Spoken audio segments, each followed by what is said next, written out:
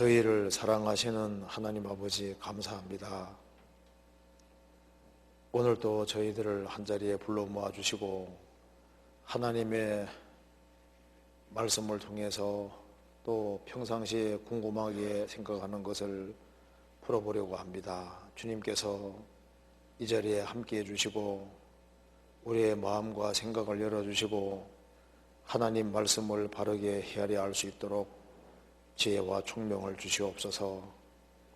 오늘 모든 시종 주 성령께서 우리 가운데 두루 역사해 주시고 우리에게 필요한 말씀을 허락해 주시고 이 시간이 주 안에서 귀한 시간이 될 수 있도록 도와주시옵소서.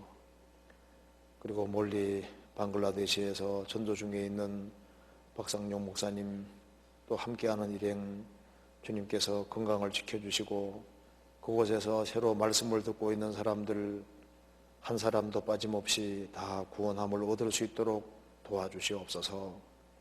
그리고 해외에서 선교하는 그 모든 발걸음에 주님이 함께해 주시고 주님이 앞서 행해 주시고 주의 역사와 능력을 나타내 주옵소서. 그리고 이번 주간에 있는 모든 집회 가운데도 함께해 주시고 도와주시옵소서. 주 예수 그리스도 이름으로 기도하옵나이다. 아멘. 성경 누가복음 18장 찾아보시겠습니다. 누가복음 18장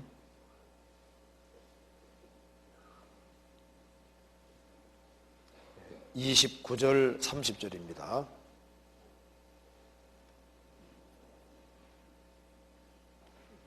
(29절) 30절.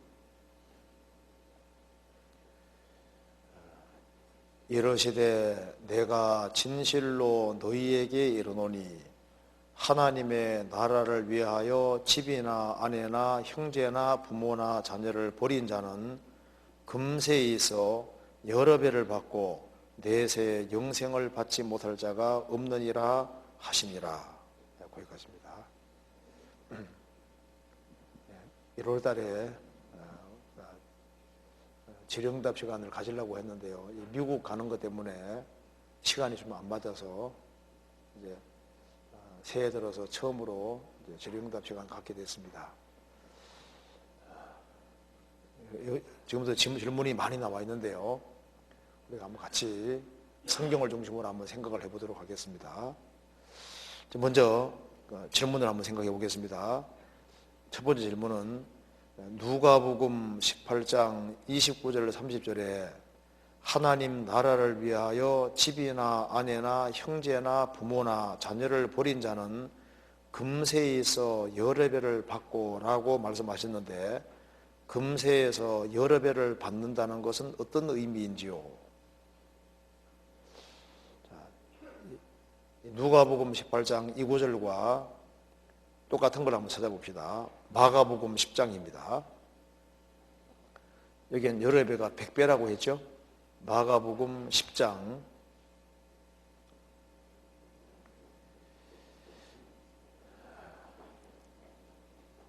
28절입니다. 베드로가 여자와 가로되 보소서 우리가 모든 것을 버리고 주를 쫓았나이다. 예수께서 가라사대 내가 진실로 너희에게 이르노니 나와 및 복음을 위하여 집이나 형제나 자매나 어미나 아비나 자식이나 전토를 벌인 자는 금세에 있어 집과 형제와 자매와 모친과 자식과 전토를 100배나 받되 핍박을 겸하여 받고 내세에 영생을 받지 못할 자가 없느니라. 여기 질문은 이렇게 하는 자는 금세에서 여러 배를 받는다는 것이 어떤 의미인지요? 마가복음 9장에서는 동일한 내용인데 100배나 받을 것이다. 이게 도대체 무슨 뜻일까 하는 질문입니다. 예수님 말씀하시기를 하나님 나라를 위하여 마가복음에는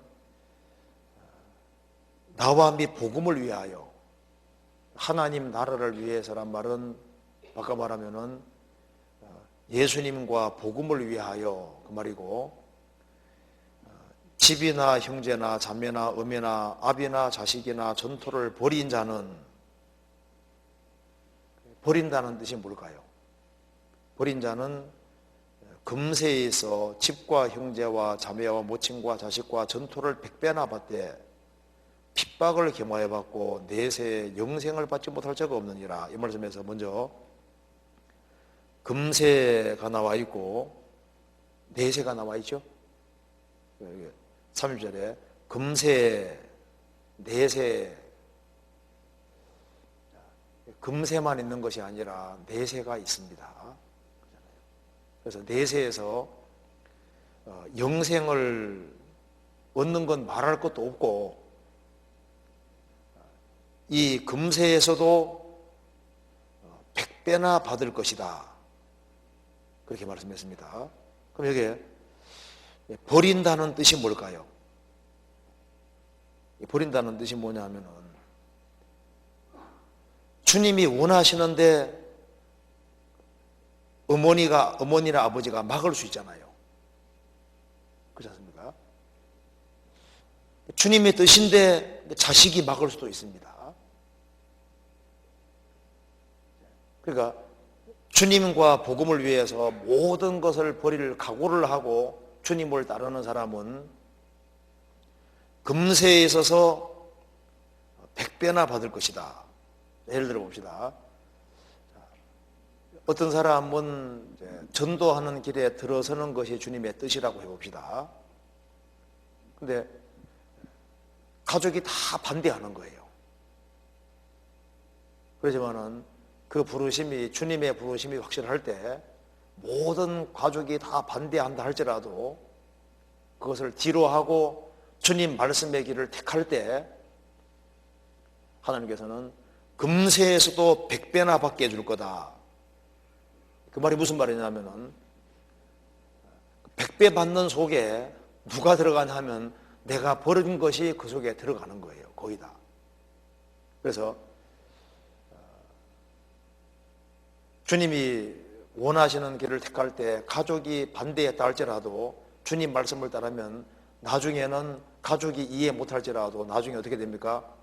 그 100배나 많은 사람들이 구원받고 역사 나타날 때 반대했던 가족들도 그 100배 속에 포함이 되는 거예요.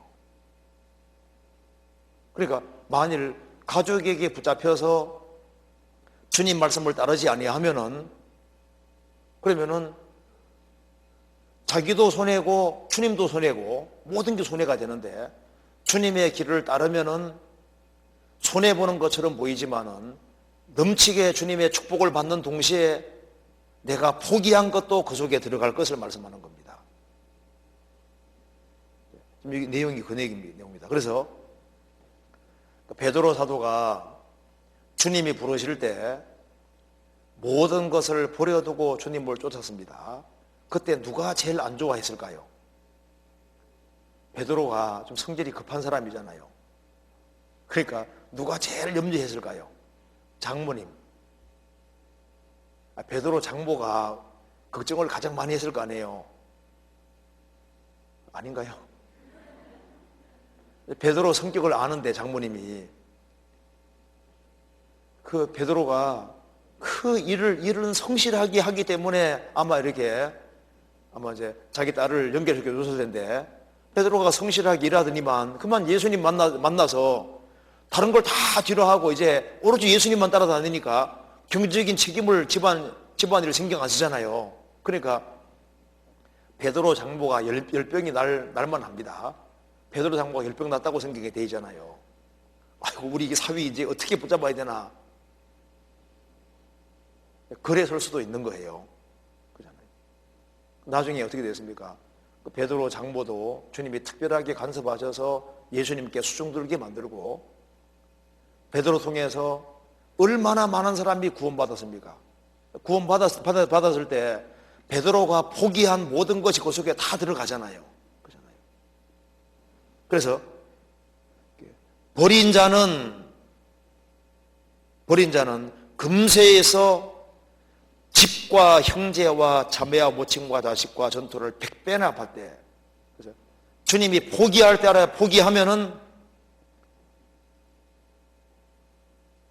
그 사람을 통해서 많은 사람이 구원받을 때 그 중에 주님 뜻대로 행하는 자가 형제와 자매와 모친이라 그랬죠. 주님 뜻을 따름으로 인해서 어머니들이 많이 생기고 아버지들이 많이 생기고 형제들이 많이 생기고 자식들이 많이 생기고 그리고 그 많이 구원받아가는 그 속에 자기가 포기한 것도 다 포함된다고 주님 말씀하신 겁니다. 단 핍박을 겸하여 받는다. 주님의 뜻을 따라가면은 그게는 많은 고달픈 것도 있고 어려운 것도 있잖아요. 그렇기 때문에 핍박을 받긴 받지만은 금세에서 엄청나게 주님이 역사하는 것을 경험하게 될 것을 말씀하는 거예요. 100배나 받는다는 것은 꼭 100배만 말하는 게 아니라 그게 1000배가 될 수도 있는 겁니다. 그렇잖아요. 상상도 못하는 엄청난 축복이 주어질 것을 말씀하고 있는 겁니다. 그래서 베드로 사도뿐 아니라 바울 사도도 주님 부르실 때 혈육과 의논하지 않았잖아요. 그래서 모든 걸 포기하고 주님을 따름으로 인해서 그가 전도하러 다니면서 얼마나 많이 사람을 건졌습니까? 그래서 버린 자는 내세에서 영생받을 뿐 아니라 금세에서도 하나님이 엄청나게 역사하는 것을 경험하게 될 것이다. 그런 뜻으로 말하고 있는 겁니다. 그래서 여기 디모데전서 4장 한번 찾아보시겠습니다.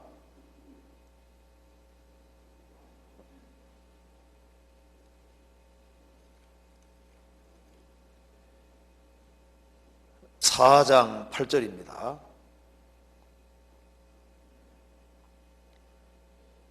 육체의 연습은 약간의 유익이 있으나 경건은 범사에 유익하니 금생과 내생에 약속이 있느니라. 육체의 연습은 약간의 유익이 있습니다. 운동은 약간의 유익이잖아요. 그런데 경건은 신앙생활을 바르게 하는 것은 범사의 모든 일에 유익하니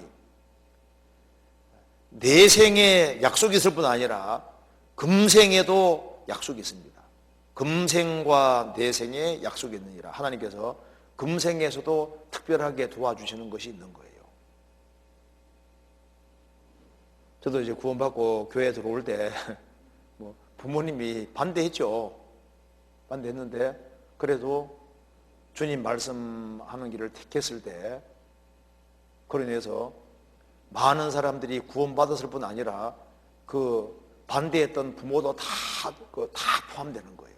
다 구원받아 신앙생활 다 하고 그러니까 성경 말씀대로 포기하면은 그게 당장은 아쉽지만은 당장은 핍박도 받지만은 나중에 시간 지나가면 주님이 그것을 더 큰 축복으로 다 갚아주고 넘치는 축복으로 갚아줄 것을 말씀하고 있는 겁니다. 그래서 이거 이해되시죠? 그래서 주님이 따르라고 할 때 따르는 것이고 현명한 거예요. 그래서 주님이 포기하라는 걸 포기하면은 나중에 포기한 것도 나중에 그 속에 포함되게 되는 거예요. 대체로 그렇게 됩니다. 그래서 이건 그런 뜻으로 이해하면 되겠습니다. 그래서 이제 여기 중요한 구절은 금세와 내세, 이 세상과 오는 세상, 금세만 있는 게 아닙니다. 내세가 있어요. 자, 그리고 그 다음 질문 봅시다. 그 에스겔을 1장 4절에서 28절에서 말하는 내 생물의 형상은 무엇을 말하는 것인가요? 자, 에스겔 1장에 나와 있는 거 좀 복잡하게 돼 있죠. 도대체 뭐가 뭔지 잘 모르겠습니다. 그렇죠? 그 에스겔 1장에 그 엄청난 모습이 나와 있는데 이 모습을 이제 읽으려면 시간 걸리니까 일단 읽지는 말고 이제 이렇게 돼 있습니다. 이렇게 이해하면 돼요. 이렇게 에스겔 1장을 읽으면 이렇게 돼 있습니다. 여기 이제 보좌가 있고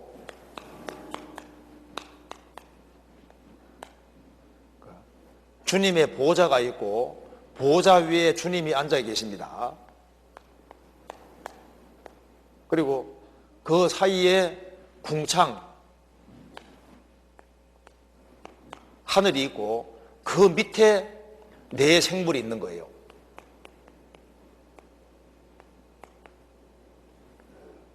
그러니까 이제 네 생물은 저 궁창 저 아래에 있는 겁니다. 그리고 이제 그 밑에 세상이 이렇게 있습니다. 그래서 이제 에스겔 선지자가 1장에서 봤는데 이 네 생물이 그 하나님이 명령하시는 걸 따라서 다 신속하게 움직이는 거예요. 번개처럼 빠르게 쫙 움직이는 겁니다. 이 네 생물이 뭐냐? 성경 답이 나와 있는데요. 이거에 대한 설명이 에스겔 10장에 나와 있는데 이것이 그룹 천사다. 에스겔 1장에서 보이는 그 네 생물은 그룹이다. 그룹 천사라고 설명을 하고 있는 겁니다. 성경 찾아봅시다. 에스겔 10장 보시겠습니다. 에스겔 10장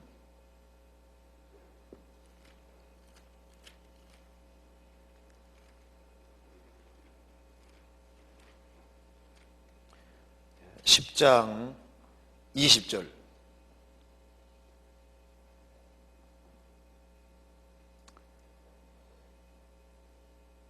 그것은 내가 그발강 가에서 본 바 이스라엘 하나님의 어디입니까?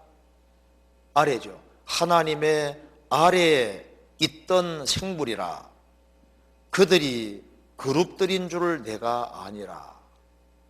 그죠? 그러니까 하나님의 보호자가 있고 그 보호자 밑에 궁창 하늘이 있고 그 하늘 저 밑에서 네 생물이 있었는데, 번개같이 빠르게 움직이는 네 생물이 있었는데 그게 뭐냐? 그룹 천사들이었다. 그래서 에스겔 1장에 나와 있는 것은 뭐라고요? 그룹 천사 모습이다. 그룹 천사. 그죠? 그런데 이 그룹 천사가 네 모습을 하고 있었습니다. 그렇죠? 네 모습. 자, 에스겔 1장 보시겠습니다.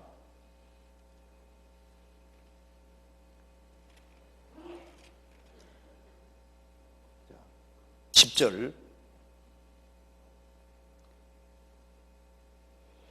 그 얼굴들의 모양은 넷의 앞은 사람의 얼굴이요, 넷의 우편은 사자의 얼굴이요, 넷의 좌편은 소의 얼굴이요, 넷의 뒤는 독수리의 얼굴이니.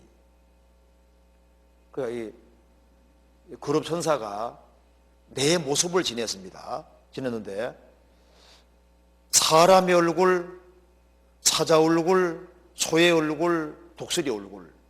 그러니까 하나님이 지으신 모든 피조물들은 바로 예수 그리스도를 반영하도록 지어졌기 때문에 예수님의 내 모습을 투영하고 있는 겁니다. 그래서 이거 한번 보세요. 예수님이 계시면은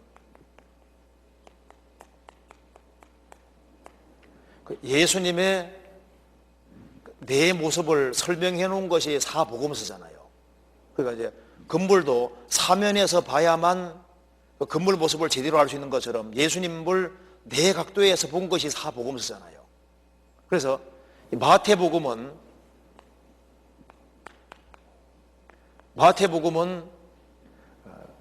예수님이 이스라엘 민족이 기다리고 기다리던 그 메시아라는 것을 증거하는 것이 목적이니까 아브라함과 다윗 자손 예수 그리스도의 세계라 하면서 예수님은 유대인들이 기다리고 기다리던 바로 그 메시아로서 유대인의 왕으로 나신 이가 어디 계시뇨?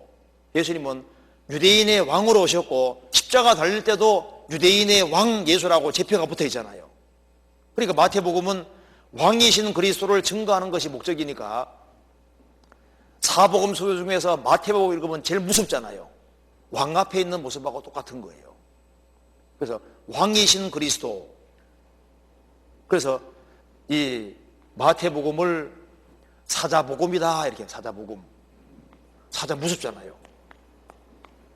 그 다음에 마가복음은 예수님이 여호와의 종으로 오신 것을 증거하는 것이 목적이니까 종은 족보가 없잖아요. 그러니까 마가복음에는 족보가 없습니다. 예수님은 여호와의 종으로 오셔서 곧 즉시 일만 하다가 가는 곳으로 나옵니다. 종이니까. 그래서 마가복음을 소의 복음이라고 하는데요, 소는 묵묵히 순종하잖아요. 예수님은 여호와의 종으로 오셔서 끝까지 순종하는 삶을 살다가 가신 것을 설명하는 거예요. 종으로 오셨다. 그리고 이제 누가복음은 예수님이 사람이라는 걸 증거하는 게 목적이기 때문에 누가복음 3장에 예수님에 대한 족보를 말하면서 어디까지 가냐면은, 족보가 어디까지 가냐면은 쫙 올라가서 아담까지 갑니다.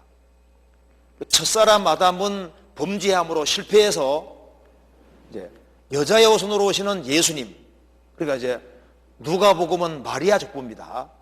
사람들이 아는 대로는 헬리, 사람이 아는 대로는 요셉의 자손이니 그 이상은 헬리가 마리아 아버지거든요. 마리아 족보입니다. 그러니까 예수님은 마리아 태를 빌려서 여자의 후손으로 오셔서 아담이 실패한 것을 회복하시는 분이라는 걸 증거하는 게 목적이니까 누가복음을 읽으면 제일 편해요. 가장 인간적이고 제일 편하잖아요. 안 무섭잖아요. 누가복음 제일 안 무섭죠. 안 무서워요. 누가복음은. 예수님은 정말 인정이 많으시고 사랑이 많으시고, 그리고 예수님은 정말 사람이었다. 그걸 증거하는 게 목적인 겁니다. 그리고 그래서 누가복음은 인자복음, 사람복음입니다. 사람복음. 그리고 이제 요한복음은 예수님이 하나님인 것을 증거하는 것이 목적이니까 요한복음은 시작부터 뭡니까? 태초에 말씀이 계시니라. 이 말씀이 하나님과 함께 계셨으니 이 말씀은 곧 하나님이시니라. 말씀이 육신이 되어. 그러니까 요한복음은 처음부터 예수님은 하나님이시고 그 과정에서 전부 다 하나님이시고, 제일 마지막에도 뭐라고 고백되어 있습니까? 주는 그리스도시요 살아계신 하나님의 아들이시니다. 그거보다 더 뒤에 가서, 그건 마태복음 나오고, 요한복음 끝에는 도마가 뭐라 했습니까? 나의 주시며 나의 하나님이시니이다. 너는 나를 본고로 믿느냐? 보지 못하고 믿는 자는 복되도다 하시니라. 요한복음은 예수님이 하나님인 걸 증거하는 것이 목적이니까 독수리입니다. 하늘에 나는 독수리, 신성을 가리키는. 그러니까 예수님을 네 각도에서 이렇게 묘사하고 사복음서도 예수님을 반영하고 있는 것처럼 성경 전체도 예수님을 반영하고 있고 모든 피조물도 하나님을 반영하고 있는데, 심지어 예수님께서 지으신 것이 천사들인데요, 성경 골로새서 1장 보시면은 천사 세계를 누가 만드셨느냐? 예수님이 만드셨다고 되어 있잖아요. 예수님이 천사 세계를 만드셨으니까 그룹 천사도 예수님이 만드셨는데 그룹 천사도 내 모습을 딱 가지고 있잖아요. 그러니까 그룹 천사도 예수님을 반영하고 있다. 반영. 예수님을 그대로 드러내고 있으니까 여기도 에스겔 1장 10절에서도 그룹 천사의 모습이 한쪽은 사람 얼굴, 한쪽은 사자 얼굴, 하나는 소 얼굴, 하나는 독수리 얼굴. 그리고 특별히 천사들 중에서 그룹 천사들, 하나님 가까이 섬기는 천사들입니다. 그런데 하나님을 더 가까이 섬기는 천사가 섬겨보면 서랍천사. 서랍천사들, 그러니까 서랍과 그룹 천사 둘 다 하나님 가까이 아는데 보면 아마 서랍천사가 더 가까이 있는 것 같아요. 찾아봅시다. 이사야 6장 1절입니다.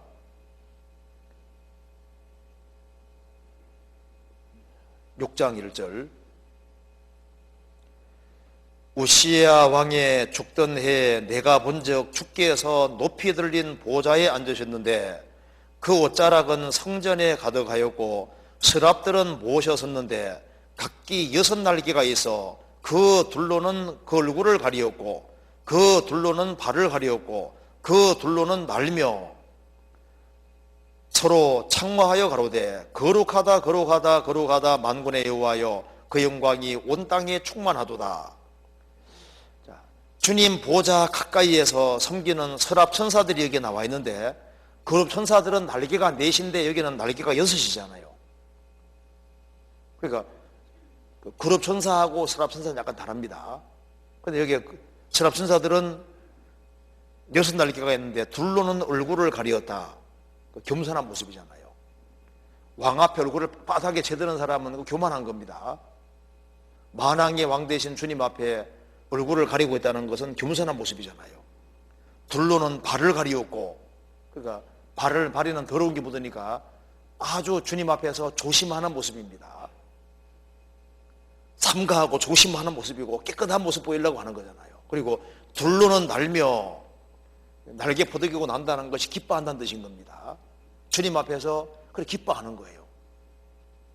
그러니까 주님을 가까이 섬기는 대표적인 천사가 서랍 천사와 그룹 천사인데 이사야서에서는 그룹 천사, 서랍 천사의 모습을 보여주었고 에스겔서에는 그룹 천사의 모습을 보여주셨다 그 말입니다. 요한계시록 4장에는 서랍 천사의 모습입니다. 날개가 6개라고 되어 있거든요. 이제 우리가 잠시 후에 주님 오시는 그 날 천국에 들어가게 되면 다 보게 될 천사들입니다. 천사 맞나요? 안 보고 싶어요? 본다니까요. 성경에서 봅니다. 시브리서 12장 보세요.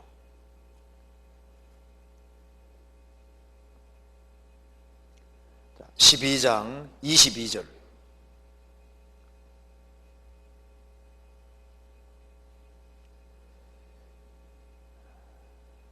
22절부터 24절까지 같이 읽어보겠습니다.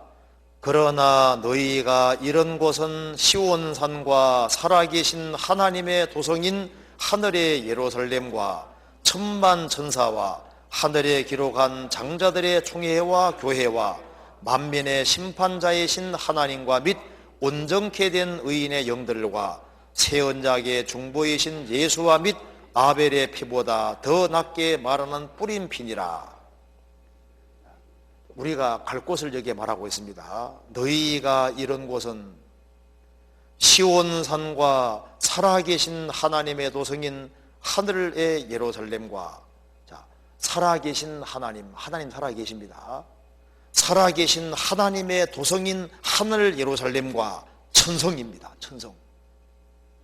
우리는 천성에 살게 될 것이다. 그리고 천만 천사가 있는 바로 그곳이라는 겁니다. 그러니까 거룩 천사들이 있고 서랍 천사들이 있고 미카엘 천사가 있고 가브리엘 천사가 있는 천사 세계들이 있는 그 세계에 우리가 살게 되고 하늘에 기록한 장자들의 총회와 교회와 여기까지가 신약시대에 구원받은 사람입니다. 하늘에 기록한 장자들의 총회인 교회입니다. 이게 와가 카인데 헬라말로 하늘에 기록한 장자들의 총회인 교회입니다. 그러니까 하늘에 기록한 장자들의 총회가 신약시대에 구원받은 사람 교회 말하는 겁니다. 이게 원문에도 붙어 있습니다. 하늘에 기록한 장자들의 총회와 교회, 그러니까 총회인 교회를 말하는 거예요. 신약시대에 구원받은 사람들을. 그리고 만민의 심판자이신 하나님과 및 온전케 된 의인의 영들과, 온전케 된 의인의 영들은 구약시대에 구원받은 사람 말하는 겁니다. 구약시대 때는 오실 그리스도를 바라고 짐승을 죽였는데 예수님이 십자가에서 죄값 지불하지 아니하면 다 부숴놔 버리는 거예요. 예수님이 죄값을 다 지불하심으로 온전케 된 겁니다. 그러니까 온전케 된 의인의 영들과 구약시대에 구원받은 사람들, 그러니까 신약시대에 구원받은 사람들, 구약시대에 구원받은 모든 사람들이 저 위에서 서게 되는 거예요. 그리고 새 언약의 중보이신 예수와 예수님이 계신 바로 그곳, 그리고 아벨의 피보다 더 낫게 말하는 뿌린 피니라. 아벨의 피는 뭐라고 했습니까? 원수 갚아달라고 호소했잖아요. 아벨의 피가 호소한다고 했습니다. 하나님, 나는 억울하게 죽었습니다. 이 원수를 갚아주세요. 그렇게 말하는 피인데, 예수님 피는 더 낮게 말하고 있는 피다. 하나님, 내가 저들의 죄값을 다 지불했습니다. 이 피를 보십시오. 내가 이 피로 저들의 죄를 영원히 처리했습니다 라고 말해주는 그 피가 있는 그곳에 서게 된다, 그 말입니다. 저 위에 가면은 어마어마한 천사 세계를 만나게 될 것을 말하고 있는 겁니다. 그 다음 질문. 에스겔 40장에서 43장까지의 성전은 어떤 성전을 말하는 것인지요?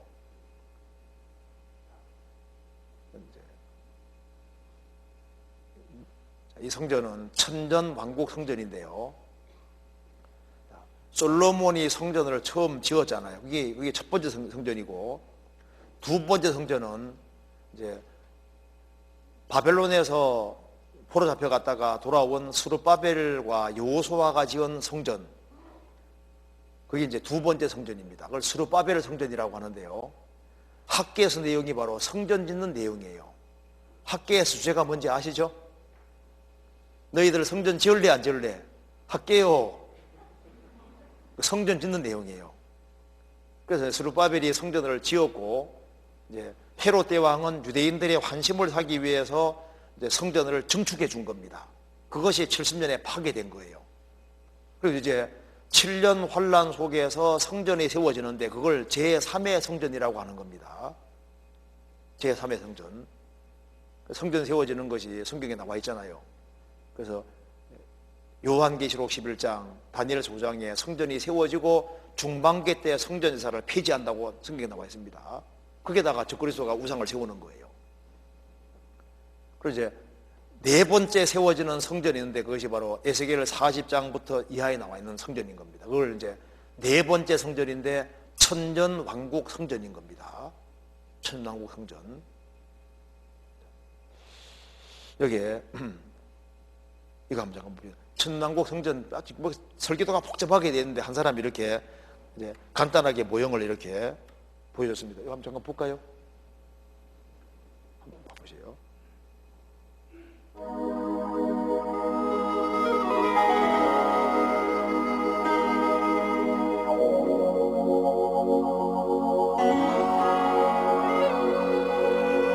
천전왕국 성전의 모습을 이렇게 성경대로 그려본 겁니다.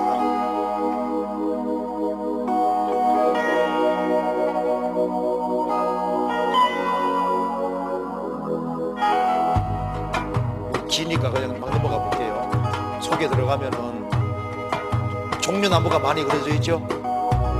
천왕국 성전에 종려나무 많이 그려져 있는데 종려나무가 예수님의 그림자라고 되어 있잖아요.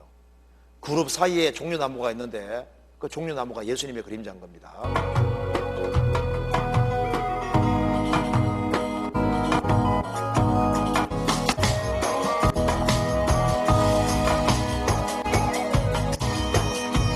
대충 감이 잡히죠. 아, 저렇게 생겼구나.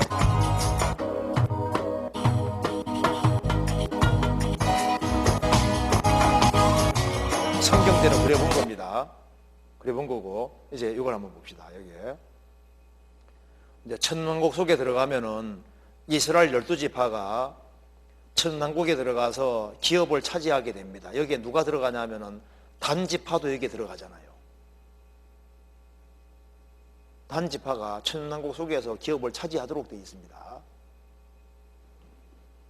보이는가요? 예. 여기 사이의 바다가 보이죠? 그래서 여기 보면은 천왕국에 이제 이스라엘 민족이 기업을 차지하고 성전이 여기에 있게 됩니다. 여기에 있게 되는데, 여기 보면은 성전이 여기에 있게 되는데요. 성전에서 물이 흘러나와서 절반은 서해로 가고 절반은 동해로 간다. 그 절반은 동해로 가서 사해 바다가 소성된다고 성경에 나와 있잖아요. 절반은 이제 물이 동해로 이렇게 서해로 가서 이게 지중해 바다로 흘러 들어간다고 되어 있어요. 그래서 절반은 서해로, 절반은 동해로 간다고 되어 있거든요. 그래서 천전왕국 속에 들어가면은, 여기서 천왕국 속에 들어가면은 성전에서 엄청난 물이 나오게 되어 있어요. 물이. 그래서 천왕국 성전 설계도입니다. 성전이 이제 이렇게 생겼다는 겁니다. 이렇게 생긴 성전이 천왕국 속에서 지어지게 되고, 여기에서 강물이 흘러나와서 이제 이렇게 절반은 동해로 절반은 서해로 간다고 했는데요. 그래서 예수님이 재림하는 징조 중에 하나가 바로 뭐냐 하면은 예루살렘 성전 속에서, 성전에서 물이 나오는 거예요. 지금 벌써 물이 삐지고 나오는 거 아시죠? 그래서 이스라엘 땅에 예루살렘 성전 그 밑에, 성전 자리 바로 거기 밑에서 물이 자꾸 나오는 거예요. 그러니까 처음에는 이제 물이 조금씩 나와서 바켓으로 편했는데 자꾸 많아지니까 호수까지 연결시켜서 빼고 있거든요. 근데 심지어 이제 물이 통곡의 벽 쪽에서도 이제 물이 이제 조금씩 삐지고 나오는 것이 나와서 이스라엘 사람이 그렇게 좋아합니다. 왜 좋아하냐면 메시아가 오면은 거기에서 예루살렘에 생수가 터져서 물이 엄청 나와서 물이 흘러서 어디로 가냐면 절반은 사해 바다로 들어가고 절반은 이렇게 지중해 바다로 간다고 돼 있어서, 그래서 이스라엘 사람들은 이제 벌써 구약 시대 때 에센파에 속하는 사람들은 성경 필사하면서 사해 바다 근처에서 메시아가 오시면은 물고기 잡으려고 그물까지 다 만들어 놓고 폼 잡고 있었습니다. 그 에센파가 그렇게 하잖아요. 저도 가봤는데요. 그물까지 다 준비해놨어요. 물고기 잡으려고. 구약 성경은 이미 예수님 오시기 한 에스겔을 쳐도 거의 한 600년 가까이, 5, 600년 전에 기록이 다 된 거니까, 이제 메시아가 오시면은 사해 바다가 소성돼서 물고기가 많이 산다고 돼 있으니까 예수님이 곧 온다고 생각하고 이제 물고기 잡으려고 품 잡고 있었던 겁니다. 이게 이제 그러니까 지금 이 얘기는 어떤 성전을 말하는 것인가요? 천년 왕국 성전을 말하는 거예요.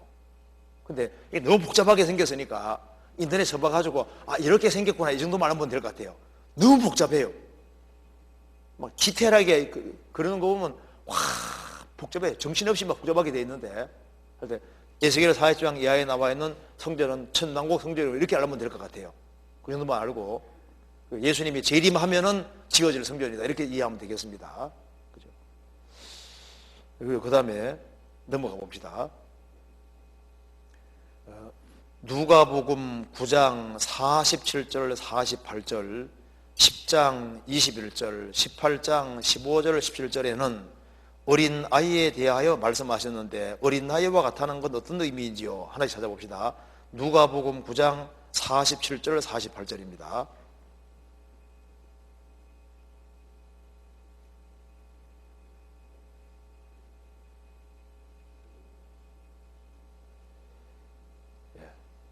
제가 읽어보겠습니다. 46절부터 제가 읽어보겠습니다. 제자 중에서 누가 크냐 하는 변론이 일어나니 예수께서 그 마음에 변론하는 것을 아시고 어린아이 하나를 데려다가 자기 곁에 세우시고 저희에게 이르시되 누구든지 내 이름으로 이 어린아이를 영접하면 곧 나를 영접하며 또 누구든지 나를 영접하면 곧 나 보내신 이를 영접함이니라. 너희 모든 사람 중에 가장 작은 그이가 큰 자니라. 여기 이제 예수님이 어린 나이에 대해 자꾸 얘기를 하셨는데, 어린 나이와 같다는 게 도대체 무슨 뜻이겠느냐? 이 말씀을 좀 더 설명 잘 해놓은 구절을 찾아봅시다. 똑같은 내용 찾아봅시다. 마태복음 18장에 찾아보시겠습니다. 마태복음 18장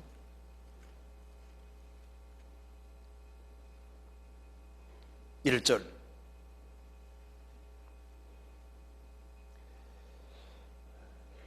그때 제자들이 예수께 나와 가로되 천국에서는 누가 크니까?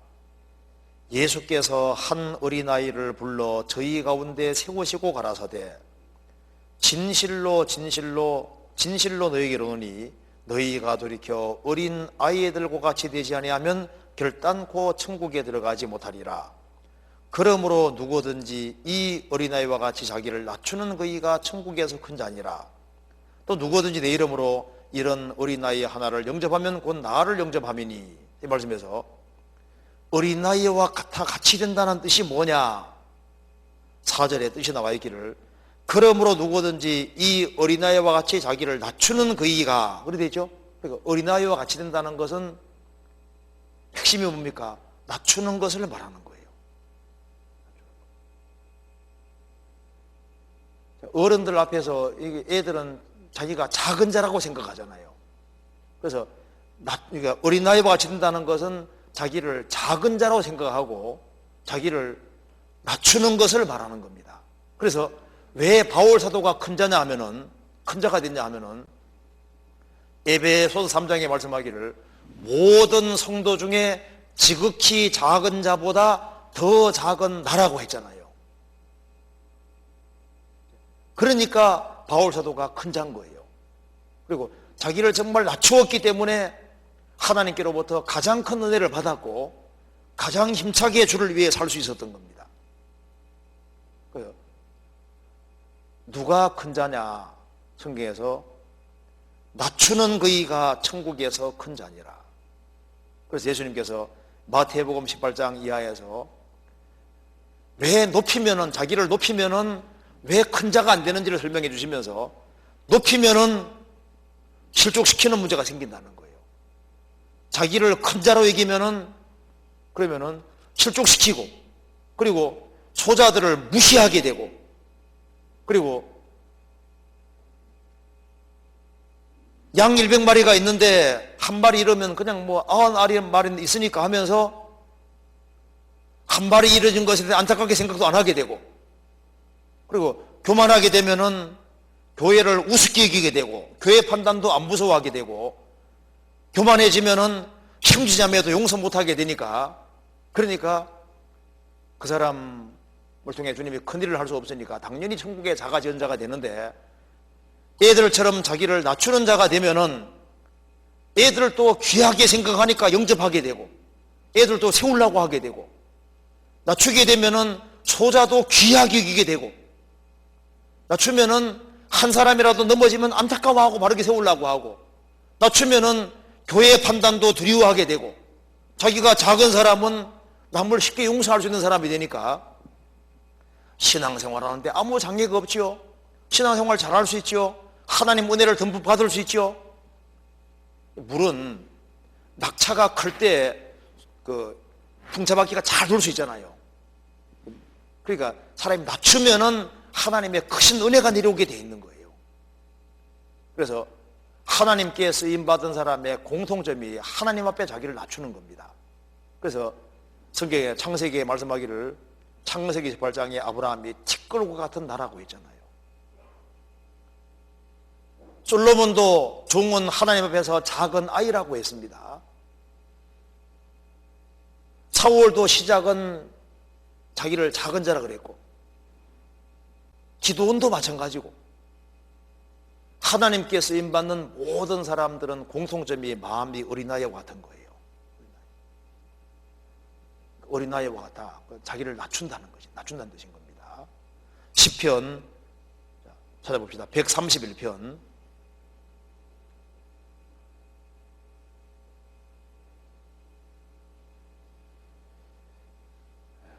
131편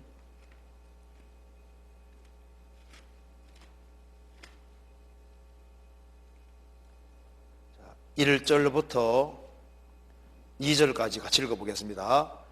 여호와여, 내 마음이 교만치 아니하고 내 눈이 높지 아니하오며 내가 큰 일과 미치지 못할 기이한 일을 힘쓰지 아니하나이다. 실로 내가 내 심령으로 고요하고 평온케 하기를 젖된 나이가 거미 품에 있음 같게 하였나니 내 중심이 젖된 아이와 같도다. 이것이 다윗의 마음입니다. 여호와여, 내 마음이 교만치 아니하고 내 눈이 높지 아니하오며 내가 큰 일과 미치지 못할 기이한 일을 힘쓰지 아니하나이다. 답은 평범한 데 있고 상 받는 길도 아주 평범하고 단순하게 돼 있습니다. 어떤 사람 막 성경을 막 들여파는데 막 아주 별로 중요하지 않은 거 막 너무 들여파가지고 막 그게 시간 다 보내는데 그 시간에 있으면은 뭐 전도도 하고 좀 뭔가 할 게 많이 있잖아요. 아주 어떤 사람은 뭐 성경에 나와서 별로 중요하지 않은 막 요상한 거 찾아내가지고 대단한 거 찾아내는 것들만 하는데 그거 몰라도 신앙생활 할 때 별로 지장 없어요.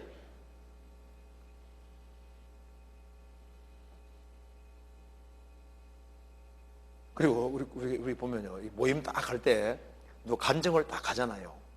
지금은 별로 그런 게 없는데 과거에는 신령해지고 싶은 사람들이 많이 있었습니다. 그래가지고 딱 간증하면요, 벌써 보면 뭔가 달라, 뭔가 특별해. 야, 저 사람이 저걸 깨우칠 수 없는데 나중에 보면 책 보고 한 소리인 겁니다. 뭔가 그 모임에서 그냥 평범한 거 얘기하면 되는데 뭐 특별한 얘기하면 와, 신령하다 하는 게 아니라 이상하다 이런 생각을 한다니까요. 평범한 게 좋은 거예요. 미치지 못할 기이한 일을 힘쓰지 아니하나이다. 실로 내가 내 심령으로 고요하고 평온케 하기를 젖된 나이가 그 어미 품에 있음 같게 하였나니. 젖된 나이가 엄마 품에 딱 있으면 그것은 만족하잖아요. 내 중심이 젖된 아이와 같도다. 다윗은 하나님으로 만족하고 하나님과 함께하고 하나님 안에 사는 것을 기뻐하고, 그래서 자식이 엄마 얼굴 딱 쳐다보면 그걸 만족하는 것처럼 하나님으로 만족하고 하나님으로 기뻐하고 살아가는 모습이잖아요. 내 중심이 젖된 아이와 같도다. 다윗이 참 전쟁도 많이 했지만 마음은 단순한 사람인 거예요. 하나님 앞에서. 그래서 다윗이 마음이 어린아이와 같은 그런 마음이기 때문에 주님이 큰 은혜를 주시고 그런 축복 속에 살았던 겁니다. 그래서 낮추는 그이가 큰 자니라, 그 말이 맞는 겁니다. 참 낮춘다는 게 참 중요한 건데요, 이걸 한번 생각해 봅시다. 마귀가 왜 생겼냐 하면은 이걸 한번 봅시다.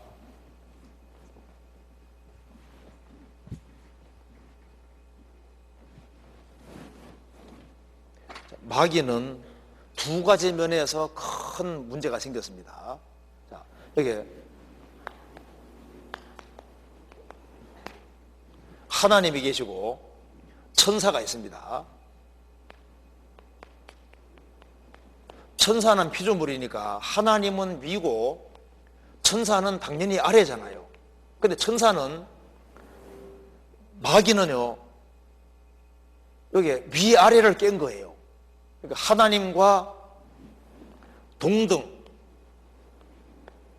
동등되려 한 것이, 이것이 근본적인 문제였고, 그러니까 질서를 깨는 겁니다. 그래서 자기는 항상 하나님 앞에서 아래에 있다, 나는 피조물이다, 그걸 잊지 말아야 되는 거예요. 그리고 하나님이 모든 걸 만드셨으니까 하나님을 떠날 수 있는 게 없잖아요.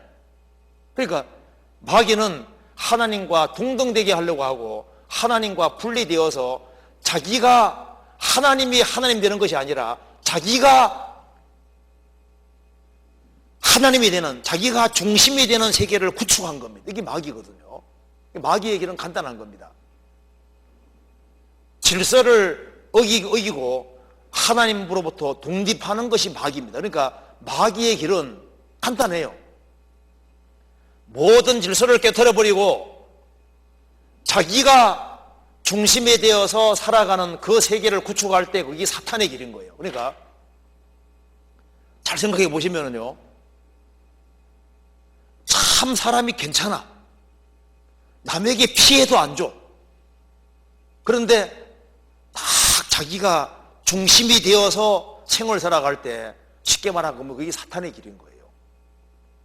사람이 피조물이기 때문에 하나님 뭘 기뻐하시냐 하면은, 하나님은 하나님이시고 사람은, 나는 피조물로 인생이고 하나님을 경외해야 될 위치에 있고 나는 피조물로서 하나님께 의존하고 살아야 된다. 이것 깨닫는 사람은 부족함이 있어도 이걸 더 좋아하신다는 거예요. 성경에 보세요. 에서 참 괜찮은 사람입니다. 이삭이 참 좋아했잖아요. 사나이답고 사냥해서 막 얼마나 그 고기 대접을 잘 해드렸어요. 효자입니다, 효자. 그렇죠? 잘했잖아요. 의로도 있고 잘했는데 주님 앞에서는 빵점이거든요. 왜? 그는 하나님 없이 사는 길을 택했잖아요. 그에 비해서 야곱은 얍삽하다, 교활하다, 간사하다 그런 뜻이잖아요. 꾀돌이에다가 보면 마음에 안 들어. 누가 봐도 마음에 안 들잖아요. 저렇게 그 꾀를 부리고 아버지도 속이고 황당하잖아요. 그런데 그는 자신이 하나님 앞에서 피조물이라는 걸 깨닫고 하나님께 전적으로 매달리고 그는 하나님의 축복을 사모하고 하나님을 하나님으로 알고 자신은 연약한 피조물이라는 걸 알고 하나님께 기댈 줄 알았잖아요. 그게 훨씬 더 중요한 겁니다. 꼭 죄를 많이 지어서만 죄가 되는 게 아니라 하나님을 떠나서 자기 주장과 방법대로 살아가는 그것이 주님 볼 때는 그게 아주 가소로운 거예요. 그게 진짜 문제인 겁니다. 그래서 신앙생활하는 가운데서 마음이 어린애 같다는 것은 자기를 낮추는 거잖아요. 자기를 낮추고 하나님 높이고 애들은 그 의존심이 굉장히 강합니다. 하나님께 다 기댈 줄 아는 사람, 그 사람이 축복받는 길이 되는 거예요. 그리고 이제 그 다음 질문 중에 누가복음 10장 찾아봅시다. 10장 21절. 누가복음 10장 21절.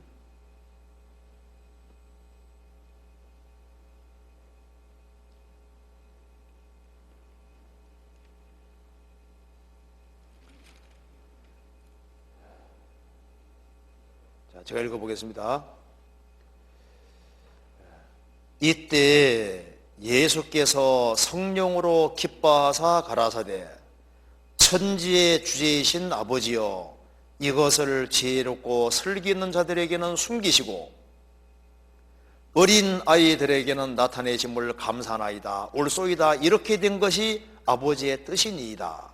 여기서 어린아이가 나와 있는데 이때 예수께서 성령으로 기뻐하사 가라사대 예수님은 성령으로 잉태되셨고 그리고 예수님은 성령에 끌려 마귀에게 시험받으러 가셨고 성령의 충만함을 입어서 하나님의 사역을 시작하셨고 예수님은 여기 말한 대로 성령으로 기뻐하셨고 하나님이 나사렛 예수에게 성령과 능력을 기름 부어 하셨음에 저가 들어다니며 착한 일을 하시고 성령으로 자신을 들이셨고 죽으시고 부활하신 이후에도 사도행전 1장에 성령으로 명하셨다고 하셨습니다.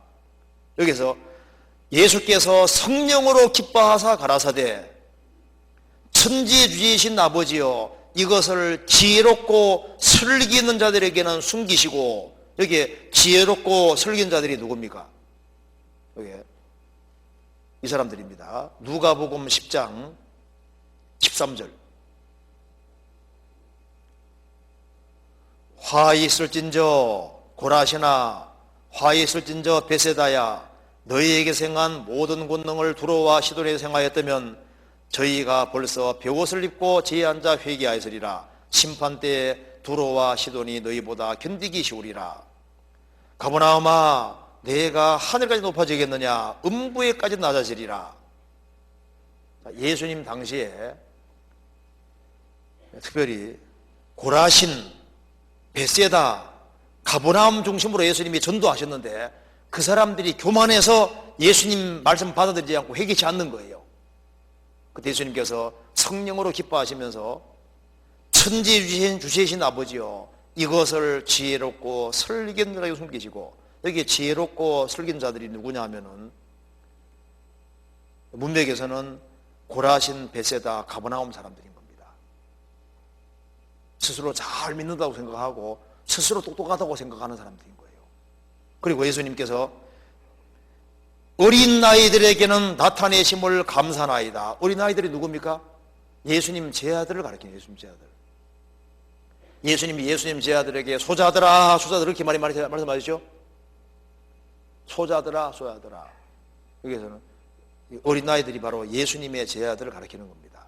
그러니까 예수님 당시에 예수님의 제아들은 어른들이지만은 예수님 걸 애들처럼 단순한 마음으로 예수님 말씀 받아들이잖아요. 그래서 예수님 제아들뿐 아니라 애들처럼 마음을 낮추는 그 모든 사람들이 바로 어린아이들, 그들에게 나타내심을 감사나이다 옳소이다 이렇게 된 것이 아버지의 뜻이니이다. 마태복음 11장에도 동일한 말씀이 나와 있는 겁니다. 그래서 어린 아이들이라고 하는 것은 마음을 낮추는 거예요. 그 사람들이 어린 아이들인 겁니다. 그리고 겸손하고 단순한 겁니다. 그 사람들에게 주님이 깨닫게 도와주시는 거예요. 그래서요, 이 복음 깨닫는 것은 참 신기합니다. 복음 깨우친 사람은 다 마음이 단순하다는 증거예요. 그렇죠? 그러니까 쉽게 믿잖아요. 그러니까 속개도 잘 속아. 그래서 전도인들이요, 그 물건 사는 거 보면요, 그 전도인들이 좀 마음이 단순하거든요. 그래서 여기에 이게 머리는 복잡해도 마음은 단순해야 돼요. 그래 신앙생활 잘할 수 있다니까요. 그래서 마음이 단순하고 그런 사람은 쉽게 웃잖아요. 구원받은 사람은 대체로 구원받은 사람은 마음이 낮은 사람들이 구원받기 때문에 그리스도인들이 같이 모이면 같이 웃고 울고, 그죠? 이게 뭔가 이게 잘 맞아 들어가잖아요. 다 마음 낮춘 사람들이라서 그런 거예요. 그래서 누가복음 18장에 또 읽어봅시다. 여기도 질문 나왔으니까 18장 여기도 애들이 나옵니다. 누가복음 18장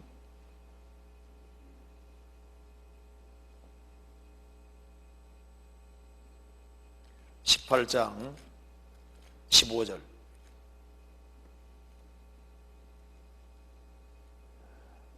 어떤 사람들이 예수의 만져주심을 바라고 자기 어린 아기를 데리고 오매 제자들이 보고 꾸짖거늘 예수께서 그 어린아이들을 불러 가까이 하시고 이르시되 어린아이들이 내게 오는 것을 용납하고 금하지 말라. 하나님 나라가 이런 자의 것이니라. 내가 진실로 너에게 이르노니 누구든지 하나님의 나라를 어린아이와 같이 받들지 않는 자는 결단코 들어가지 못하리라. 하나님 나라를 어린아이와 같이 받아들이지 아니하는 그 말입니다. 그러니까 애들은 단순하게 믿잖아요. 단순하게 받아들이는 것처럼 그 어른도 마음이 애들처럼 딱 돼야만 복음이 딱 받아들여지는 거예요. 그래야만 천국 들어갈 수 있게 되는 겁니다. 그래서 핵심은 단순한 마음과 겸손한 마음을 가르치는 거예요. 낮추는 마음을 가르치는 거예요. 그래서 애들처럼 된다 그 말은 단순해져야 된다 그 말이고, 그리고 마음을 낮춰야 된다 그런 뜻인 거예요. 그래서 이 겸손이 그렇게 중요한 것이 되는 겁니다. 그 다음 질문입니다.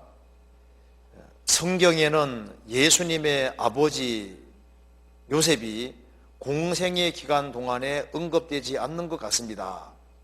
마리아와 형제들은 나오는데 왜 아버지는 나오지 않는지, 구원받았는지 궁금합니다. 물론 여기에 마리아 남편 요셉은 법적으로 남편이지 예수님과는 아무 상관이 사실 없습니다. 예수님이 태어나는데 아무 역할을 안 했잖아. 사실은요, 법적으로 아버지를 뿌린 겁니다. 예수님은 성령으로 됐고, 동침하기 전에 예수님을 배워서 예수님 낳기까지 동침하지 않았으니까 사실 요셉하고 예수님하고는 사실 아무 관계가 없는 거예요. 또 마리아도 태만 잠깐 빌린 것 뿐인 겁니다. 그렇잖아요. 그런데 이 성경에 언급되기를 요셉은 의로운 사람이라고 언급이 되어 있고, 그리고 빨리 죽은 것이 맞습니다. 빨리 죽었기 때문에 안 나오는 거예요. 그래서 예수님이 태어나고 언제 죽은지 모르지만 빨리 죽고, 그래서 예수님이 이제 그 이후에 동생들이 많이 태어났기 때문에 예수님께서 목수일을 하면서 3설까지 조용히 계셨던 겁니다. 그래서 마리아가 예수님 낳고 난 이후에 요셉과 동침해서 자녀들을 많이 낳았으니까, 자녀가 여러 명 있으니까 예수님 낳고도 꽤 오랫동안 살았다는 걸 알 수 있잖아요. 그런데 어느 날 죽었고, 그 다음에는 예수님이 가정을 돌보은 것이 확실한 겁니다. 그래서 예수님을 목수의 아들이라고 하면서 마리아를 들고 있습니다. 그렇죠? 성경 찾아봅시다. 마가복음 6장 보시겠습니다.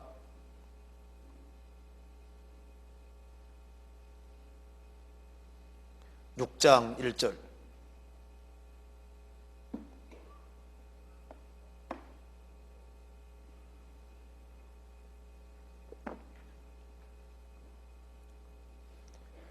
예수께서 거기를 떠나사 고향으로 가시니 제자들도 쫓으니라.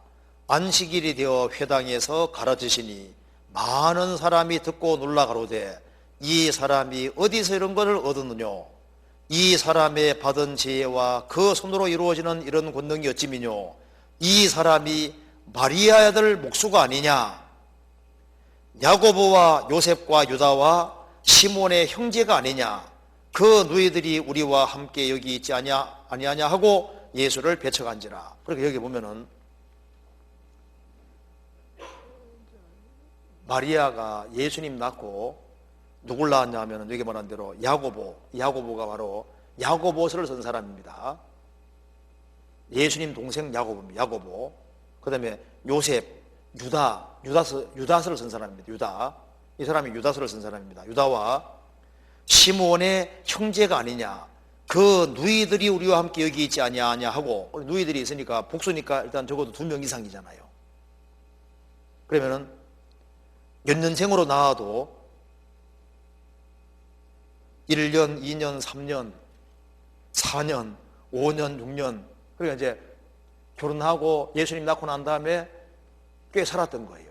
살다가 어느 날 요셉이 먼저 죽었고, 그래서 요셉이 없어졌기 때문에 마리아 아들 목수라고 얘기를 하고 있는 겁니다. 만일 여기에 요셉이 살아있으면 요셉의 아들 목수라고 분명히 하게 돼 있어요.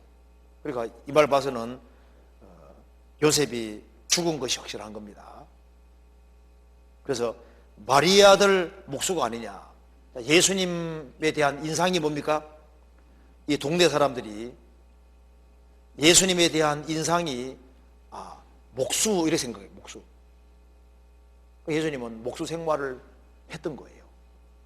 목수로 있다가 3살이 됐을 때 공생애를 시작하셨는데 예수님은 유학 간 적도 없고 배운 적도 없는 거예요. 그래서 유대인들이 말하기를 저 사람이 배우지 않았거나 어째서 글자를 아느냐 이렇게 했지 않습니까? 예수님은 배운 적도 없어요. 배울 필요도 없는 분인 겁니다. 성경에서 봅시다. 요한복음 7장 보시겠습니다. 7장 14절.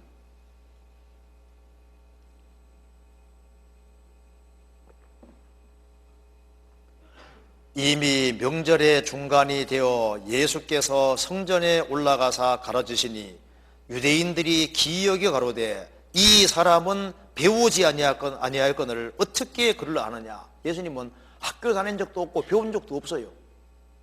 어떻게 그를 아느냐. 자, 그래서 여기 질문 내용 속에 요셉은 구원을 받은 사람으로 보입니다. 그리고 왜 아버지가 안 나오느냐? 먼저 죽어서 그런 거예요. 그렇게 이해하면 되겠습니다. 그 다음 질문에 누가복음 17장 1절 2절에 실족케 하는 일에 대해서 말씀하셨는데 이는 구원받은 형제를 실족케 하는 일을 말씀하신 것인가요? 찾아봅시다. 누가복음 17장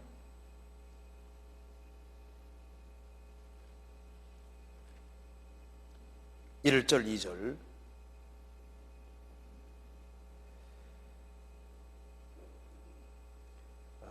예수께서 제 아들에게 이르시되 실족케 하는 것이 없을 수는 없으나 있게 하는 자에게는 화로다. 저가 이 작은 자 중에 하나를 실족케 할진대 차라리 연자 맷돌을 그 목에 메우고 바다에 던지오는 것이 나으니라. 너희는 스스로 조심하라. 만일 내 형제가 죄를 범하거든 경계하고 회개하거든 용서하라. 여기서 질문 내용은 여기에 실족케 하는데 구원받은 형제를 실족케 하는 것을 말하는 것이냐 하는 문제입니다. 성경 마태복음 18장 찾아봅시다. 18장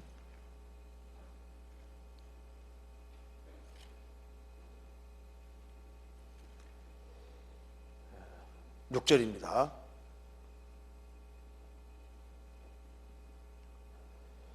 누구든지 나를 믿는 이 소자 중 하나를 실족케 하면 차라리 연자의 뜰을 그 목에 달리우고 깊은 바다에 빠뜨리는 것이 나으니라.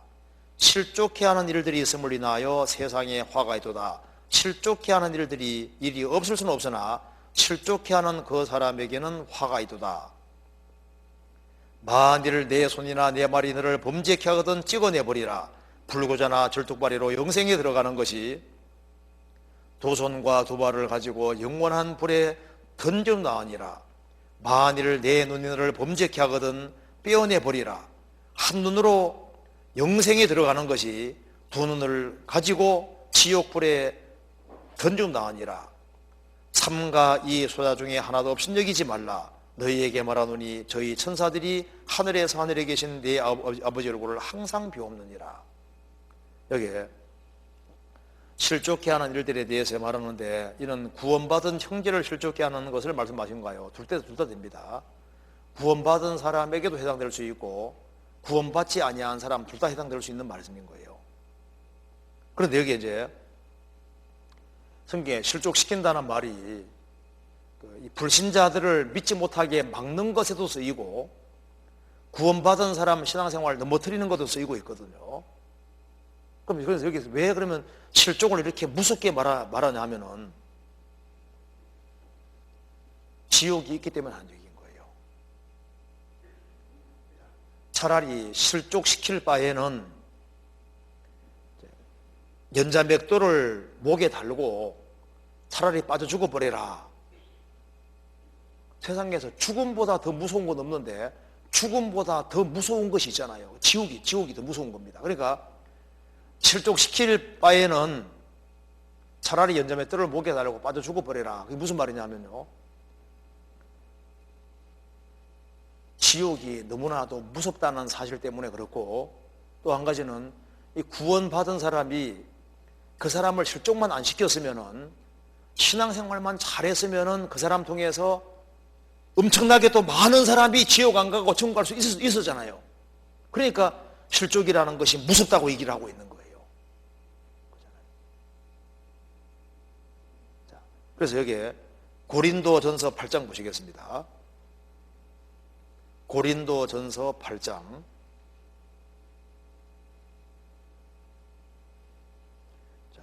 9절에 보시겠습니다. 9절에 같이 읽어보겠습니다. 그런즉 너희 자유함이 약한 자들에게 거치는 것이 되지 않도록 조심하라.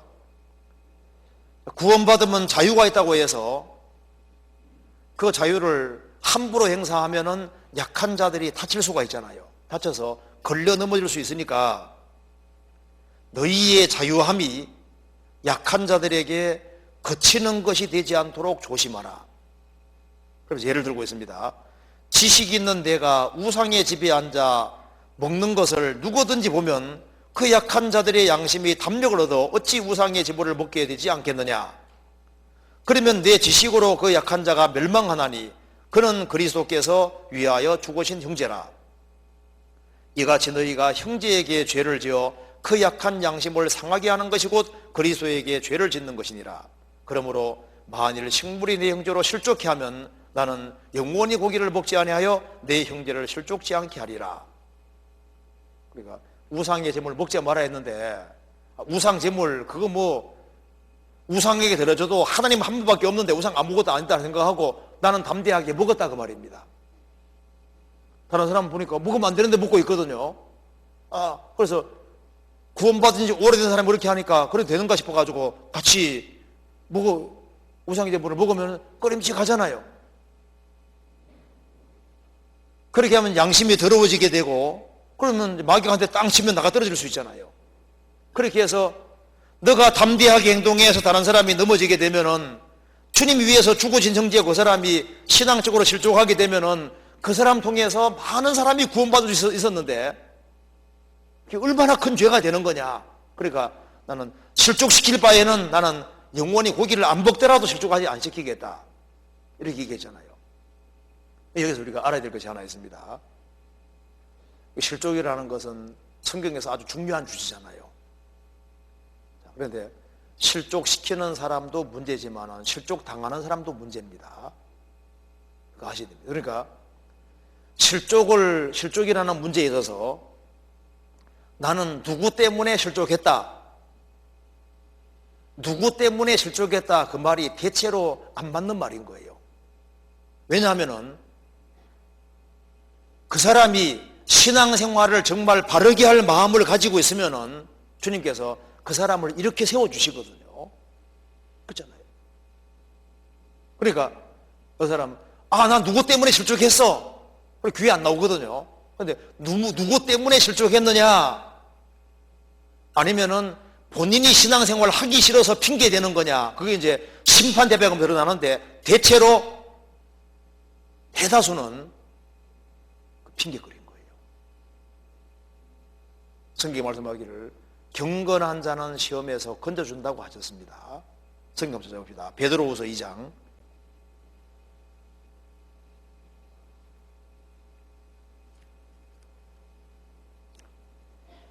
베드로후서 2장 9절입니다. 같이 읽어보겠습니다. 주께서 경건한 자는 시험에서 건지시고 불의한 자는 형벌 아래 두어 심판날까지 지키시며, 주께서 경건한 자는 시험에서 건져주십니다. 신앙생활 바르게 하려고 하는 사람에 대해서는 주님께서 그 사람이 실족하지 않도록 도와주셔요. 그는 넘어지지만 아주 엎드러지지 않습니다. 시편 37편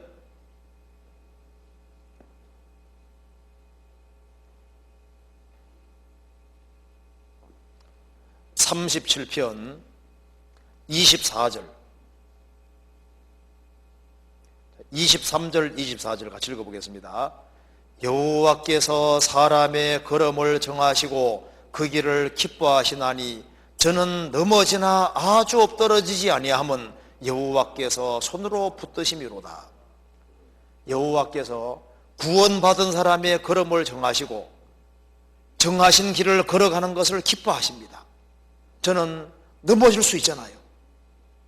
환경 때문에 넘어질 수도 있고 상처받아 넘어질 수도 있고, 그렇지만은 아주 엎드러지지 않는 것은 여호와께서 손으로 붙드심이로다.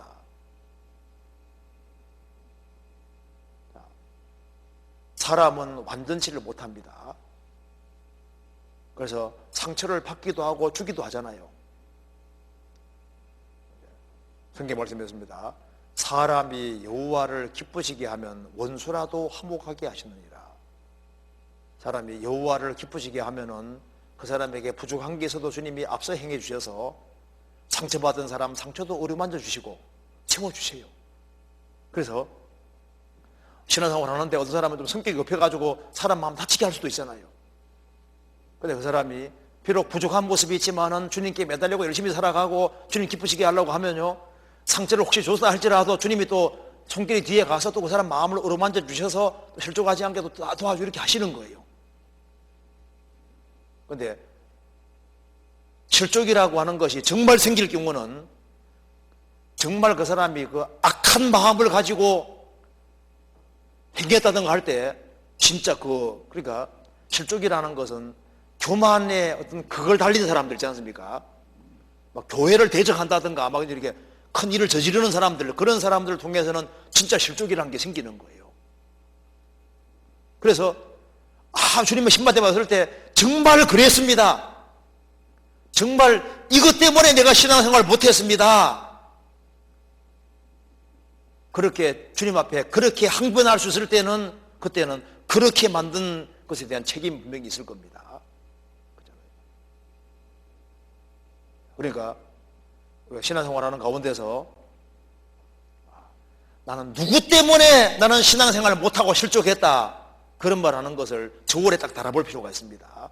사실은 마음속에 신앙생활 바르게 하기 싫고 육신대로 행하기를 원하고 자기 편한 대로 하기를 원하는 그런 마음 때문에 어떤 상황이 딱 생기면 그걸 기회 삼아서 에라 모르겠다고 나가자빠져가지고 나는 누구 때문에 신앙생활 못해 그러면서 이제 자기 합리화시키는요, 주님 앞에 가봐야 혼날 거라고. 그거는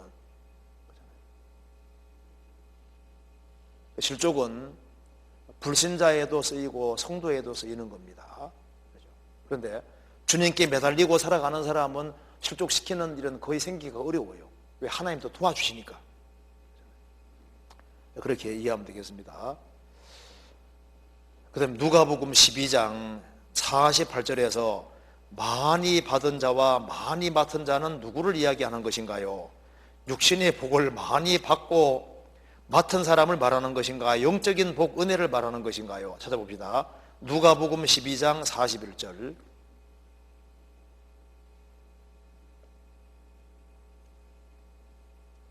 12장 41절을 보시겠습니다. 48절부터 봅시다. 48절에 41절부터 제가 먼저 읽어보겠습니다. 베드로가 여짜오되 주께서 이 비유를 우리에게 하심이니까 모든 사람에게 하심이니까 주께서 가라사대 지혜 있고 진실한 청지기가 되어 주인에게 그 집 종들을 맡아 때를 따라 양식을 나눌 자가 누구냐? 주인이 이를 때 그 종에 이렇게 하는 것을 보면 그 종이 복이 있으리로다. 내가 참으로 너희에게 이르노니 주인이 그 모든 소유를 저에게 맡기리라. 만일 그 종이 마음에 생각하기를 주인이 드디어리라 하여 노비를 때리며 먹고 마시고 취하게 되면 생각지 않은 날 알지 못하는 시간에 이 종의 주인이 이르러 엄히 때리고 신실치 못한 자의 받는 줄에 저하리니. 그 다음 47절 48절 같이 읽겠습니다. 주인의 뜻을 알고도 예비치 아니하고 그 뜻대로 행치 아니한 종은 많이 맞을 것이요 알지 못하고 맞을 행한 종은 적게 맞으리라. 물은 많이 받은 자에게는 많이 찾을 것이요 많이 맡은 자에게는 많이 달라 할 것이니라. 여기에 이제 이 구절을 이해하기 위해서 핵심 키가 41절입니다. 베드로가 여짜오되 주께서 이 비유를 우리에게 하심이니까 모든 사람에게 하심이니까. 여기에 성도와 성도인 것처럼 행세하는 사람을 동시에 말하는 겁니다. 그래서 이 말씀에서 여기에 46절에 신실치 아니하는 자의 받는 줄에 처하리니, 이 말이 지옥 간단 말이거든요. 이거 잠깐적으로 찾아봅시다. 누가복음, 마태복음 24장 보시겠습니다.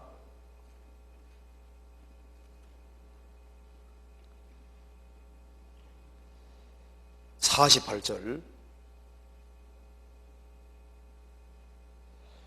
만일 그 악한 종이 마음에 생각하기를 주인이 더디로리라 하여 동무들을 때리며 술친구로 더불어 먹고 마시게 되면 생각지 않은 날 알지 못하는 시간에 그 종의 주인이르러 엄히 때리고 외식하는 자의 받는 줄에 처하리니 거기에서 슬픔을 이를 갈미시리라. 지옥 간단 말입니다. 그래서 여기에 마태복음 24장에 충성되고 지혜 있는 종이 있고 악한 종이 있잖아요.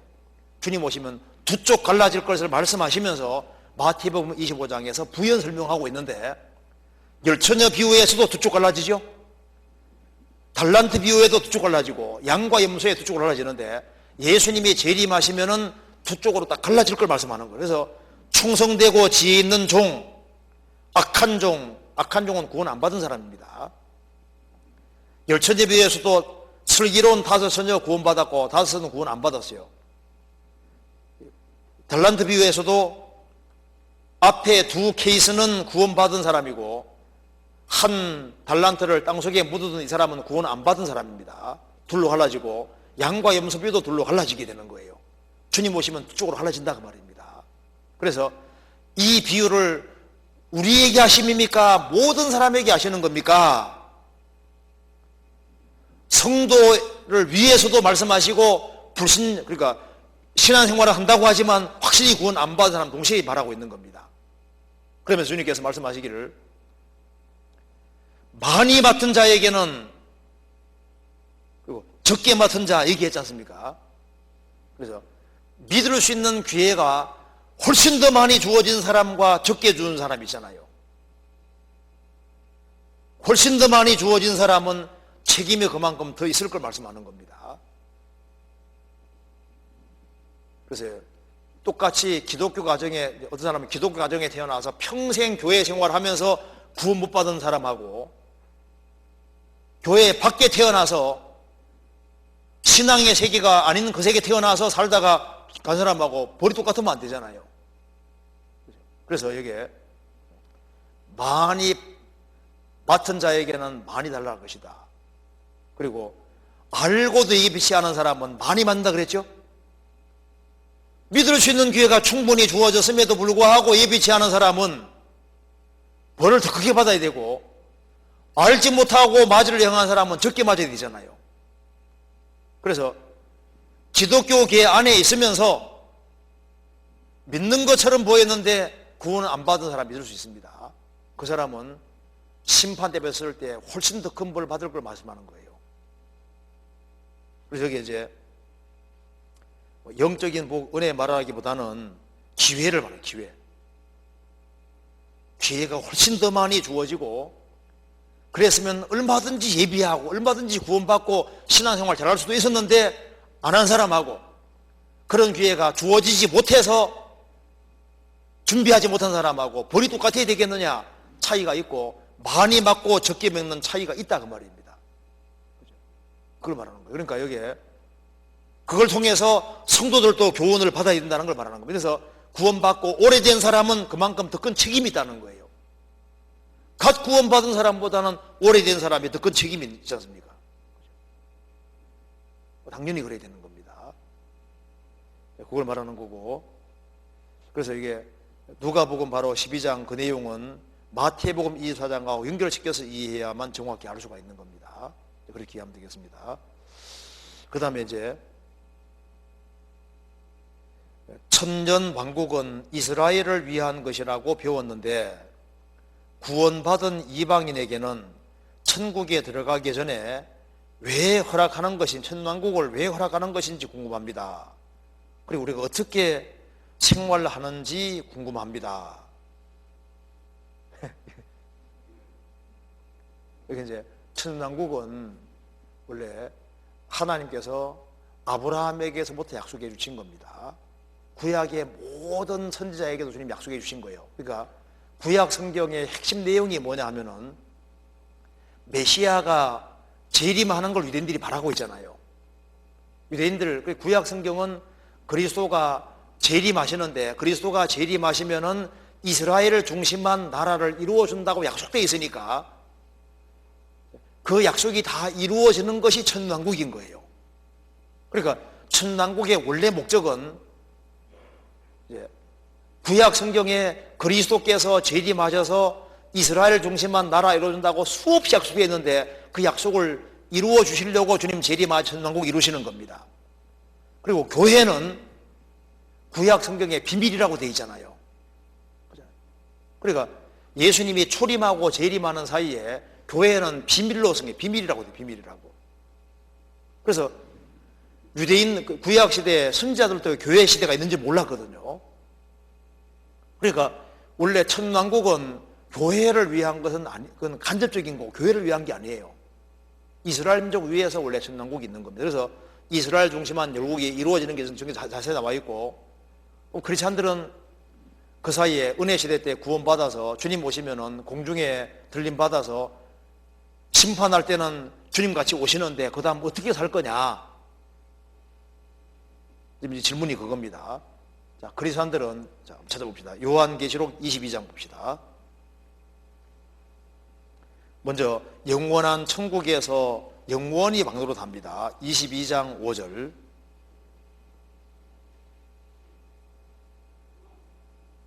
자, 5절 같이 읽어보겠습니다. 다시 밤이 없겠고 등불과 햇빛이 쓸데없으니 이는 주 하나님이 저희에게 빚으심이라. 저희가 세세토록 왕노릇하리로다. 우리가 영원한 천국에서는 영원히 왕노릇합니다. 그래서 세상에서는 왕이 대통령이 안 돼도 괜찮아요. 대통령 돼도 몇 년짜리잖아요. 여기는 세세토록 왕노릇합니다. 자, 영원토록 왕노릇하는 크리스찬들인데 왜 천년 왕국이 있느냐? 천왕국에서 뭐 할 거냐? 요한계시록 20장 보시겠습니다. 6절 같이 읽어보겠습니다. 이 첫째 부활에 참여하는 자들은 복이 있고 거룩하도다. 둘째 사망이 그들을 다스리는 권세가 없고 도리어 그들이 하나님과 그리스도의 제사장이 되어 천년 동안 그리스도와 더불어 왕노릇하리로다. 그리스도인들은 천년 동안 주님과 더불어 왕노릇한다고 표현되어 있는데 구체적인 성격은 안 나와 있는 겁니다. 그러면 우리 어떤 모습으로 살 것이냐? 분명히 부활의 모습을 입었습니다. 어떻게 어디 살 거냐? 아마 천성에 살게 될 거예요.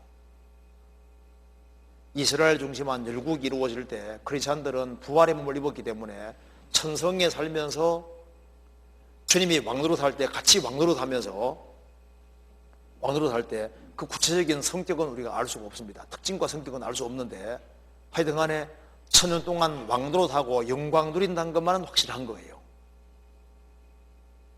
그래서 그 사람도 추측을 해서 천년국 동안에 크리스찬들은 뭐 하겠냐?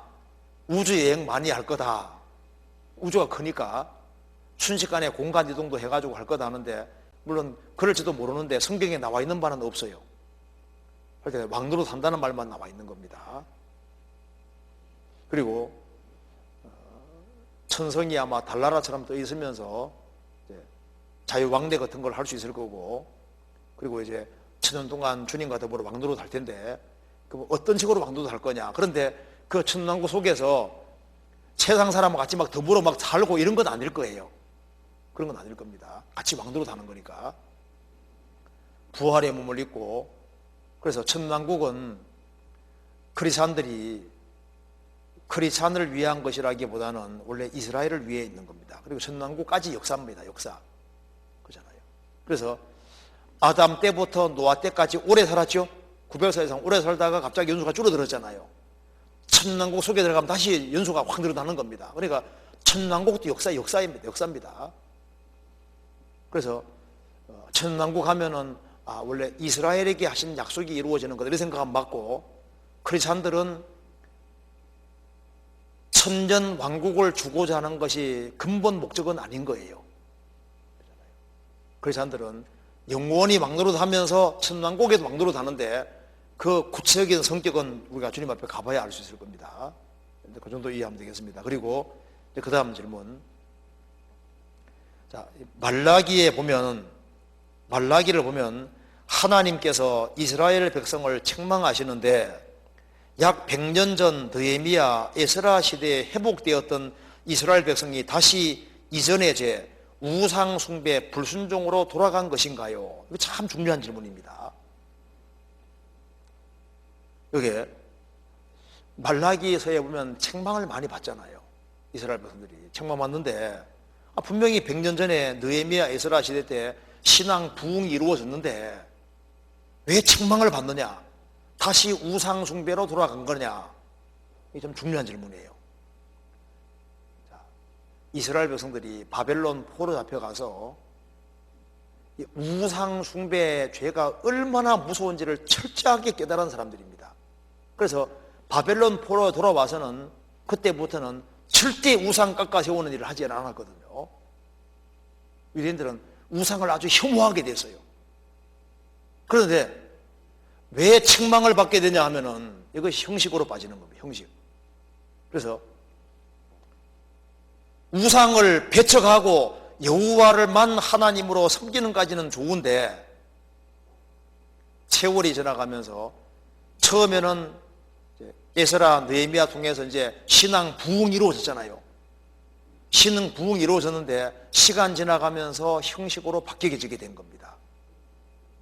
그래서 종교 암흑 시대에 들어가게 되고, 그래서 예수님이 이스라엘 땅에 오셨을 때도 이스라엘은 우상 숭배한 것이 아니고요, 우상 깎아 세운 것이 아니라 가장 문제가 된 것이 뭡니까? 그 형식이에요, 형식. 그래서 예수님이 공생의 당시에 가장 문제 삼은 것이 뭡니까? 그들은 경건한 예배도 하고 제사도 하고 그리고 매 안식일 다 모여서 열심히 요구했지만은 뭐가 빠졌습니까? 마음이 빠진 거예요.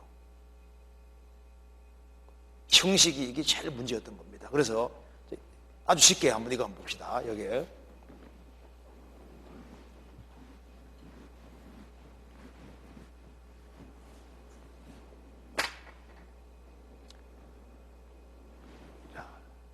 여기 이제 봅시다. 자, 형식이 있고 형식과 내용을 생각해 봤을 때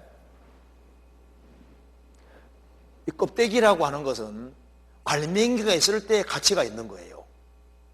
자, 예를 들어 봅시다. 여기에 수영하고 수영복을 한번 예를 들어 봅시다. 자, 한 어린아이가 있는데, 한 학생이 있는데 물에 빠졌어요. 근데 걔가 수영도 못하고 수영복도 안 입었습니다. 어떻게 됩니까? 빠져 죽잖아요. 그렇죠? 수영은 못하는데 막 수영복은 멋진 거 입고 있어요. 물에 빠지면 어떻게 됩니까? 죽잖아요. 그렇죠? 죽어요. 그 다음 수영은 잘하는데 수영복은 안 입었어. 살잖아요. 수영도 잘하는데 수영복도 입어서 살잖아요. 그러니까 수영복이라는 것은 옵션에 속하는 겁니다. 그죠? 있으면 좋고 없어도 할 수 없는 거잖아요. 그러니까 이스라엘은 성전에서 열심히 모였고 예배하고 제사한다고 했습니다. 그런데 뭐가 없습니까? 하나님 사랑하는 마음이 없는 거예요. 그들은 자기들의 죄를 회개치를 않았습니다. 그러니까 예배하고 제사하고 성경 외우고 다 한다고 했는데 마음이 빠져 있는 거예요. 그래서 예수님 말씀하시기를 이 백성이 입술로는 나를 존경하되 마음은 내게서 멀도다. 그래서 그것을 주님께서 헛된 경배라고 말씀하신 거예요. 헛된 경배. 그래서 말라기서에 보면요, 이스라엘 백성들에게 야 이스라엘 백성들아 너희들 진짜 내게 돌아오고 싶어? 그러면 너희들 물질부터 바르게 드려봐 그러잖아요.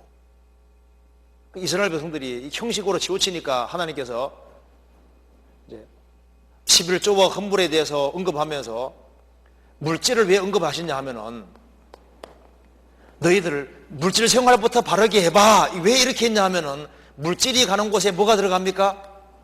마음.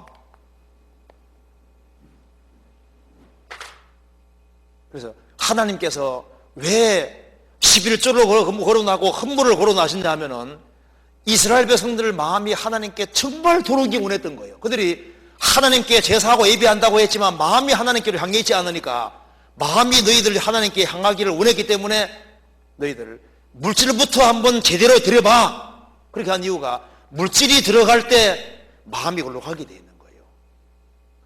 우리 교회 생활하면서도 마찬가지입니다. 신앙생활을 열심히 한다고 하는데 시간 지나가면 형식으로 치우칠 수가 있습니다. 그런데 헌금잖아요. 물질을 생활을 잘해야 하는 사람 봐봐요. 그 사람은요 마음의 주님께로 빨리 붙게 된다니까요. 근데 물질은 멋대로 막 쓰면서 돈을 벌어서 자기 멋대로 막 사용하면서 하나님께 드릴 줄 모르고 하는 사람 봐봐요. 그 사람이 신앙생활을 형식으로 하지 신앙생활을 절실히 하면서 정말 주님 중심으로 살라고 하고 그렇게를 못합니다.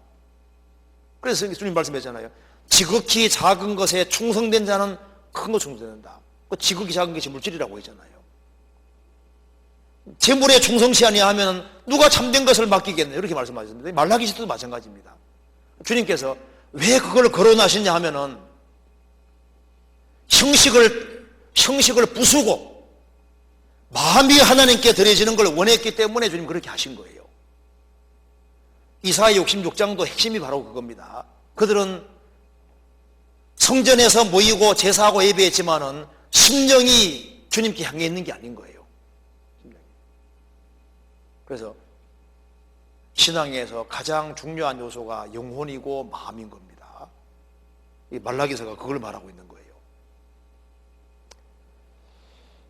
그 다음 질문입니다. 구약 시대에는 이스라엘이 페르시아에게 통치받던 시기까지만 기록되어 있는데, 아니 구약 성경에요, 이스라엘이 페르시아에게 통치받던 시기까지만 기록되어 있는 게 아니고 다니엘서에 벌써 바벨론, 페르시아, 헬라, 로마까지 다 기록되어 있잖아요. 예수님의 초림도 기록되어 있고 세상 것들도 다 기록되어 있어요. 그 이후 이스라엘 백성은 예수님 오시기까지 그 땅에서 헬라 로마에게 통치를 받은 것인가요? 구약 성경은 예수님 오시기 400년 전까지 기록됐지만 성경은 그 역사가 다 기록되어 있는 거예요. 다 기록되어 있습니다. 그리고 바벨론에서 귀화한 이후에 계속 불순종해서 우상 숭배했는지와 역사적 배경을 알고 있습니다. 우상 숭배는 안 했어요. 그래서 이렇게 되는 겁니다. 여기 이제 이거 한번 잠깐 보세요.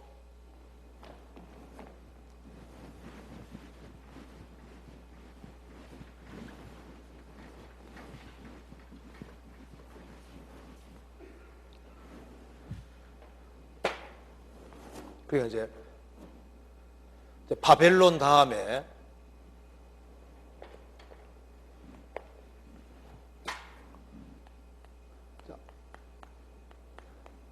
다음에 페르시아, 메디아 페르시아, 그 다음에 이제 헬라가 나오죠. 헬라. 알렉산더 제국이 나옵니다. 헬라 제국이 나오는데 헬라 제국이 넷으로 갈라지잖아요. 넷으로 갈라져서 이제 북쪽에 시리아가 있고 남쪽에 애굽이 있습니다. 그런데 이스라엘 민족은 요 사이에 끼어서 이제 일이 터지고 얻어지고 했던 거예요. 그러면서 이 시리아 안티오코스 에파네스라는 사람이 이스라엘 쳐들어와서 이 사람은 헬라 문명 영향을 많이 받아서 이스라엘 나라를 헬라 문명식으로 바꾸려고 했어요. 그래서 운동 경기 하면 막 발가벗 경기도 하고, 그 다음에 이제 헬라 안 좋은 문명이 막 들어오고 하니까 이 시리아 중심으로 해서 안 좋은 문명이 막 들어오고 하니까 그것에 대해서 반발이 생겨서 바리새파가 나오게 되는 겁니다. 원래 바리새라는 말이 분리라는 뜻이에요. 분리라는 뜻인데, 이들은 이 헬라 제국의 그 안 좋은 문명 있잖아요. 안 좋은 문명. 그런 문명을 혐오해서 아주 철저하게 깨끗하게 살려고 했던 사람들인 겁니다. 이 사람들이 이제 바리새인들이고, 그 다음에 이제 조금 시간 지나서 여기에 사두개인들은 정권 같은 것을 잡고 육신적으로 이제 많은 특권 같은 걸 누리면서 했던 제사장 가문 중심으로 이렇게 만들어지는데요. 이 사람들은 모세오경만 믿고 하나님을 잘 믿으면은 금세에서 하나님 잘 된다고, 잘 되게 해준다고 믿었던 거예요. 인간은 금세밖에 없다고 생각했고, 이 사람들은 이제 영혼도 있고 천사도 있고 내세가 있다고 생각하는 사람들인 겁니다. 그리고 이제 그 다음에 막 외침을 많이 받고 하니까 아예 은둔 생활을 하면서 이제 따로 모이는 사람들이 있었는데, 이 사람들을 SN파라고 이렇게 SN파라고 하는데요. 이 사람들은 아예 정치나 이런 모든 걸 다 떠나서 조용히 공동체 생활하면서 메시아를 바라는 사람들이 있었던 거예요. 그다음에 이제 정권에 대항하는 젤로당, 열심당도 있고 이제 막 생기는데요. 이제 이런 사람들이 이제 성경 예수님 당시에 바리새파, 사두개인파, SN파는 성경에 안 나옵니다. 여기서 이제 주류가 되는 거예요. 그런데 왜 주님께서 바리새인들을 책망하셨냐면, 바리새인들은 하나님 모세오경을 다 믿고 구약 성경 다 믿는데 책망받은 이유는 이 사람들은 율법을 지켜 청구한다고 생각했던 겁니다. 그리고 못 지키면서도 지키는 척 했던 거예요. 그러니까 못 지키면 지키는 척 해야 되니까 외식하게 되니까 주님께 책망을 받은 겁니다. 못 지키면서도 지키는 척 했던 거예요. 그래서 여기에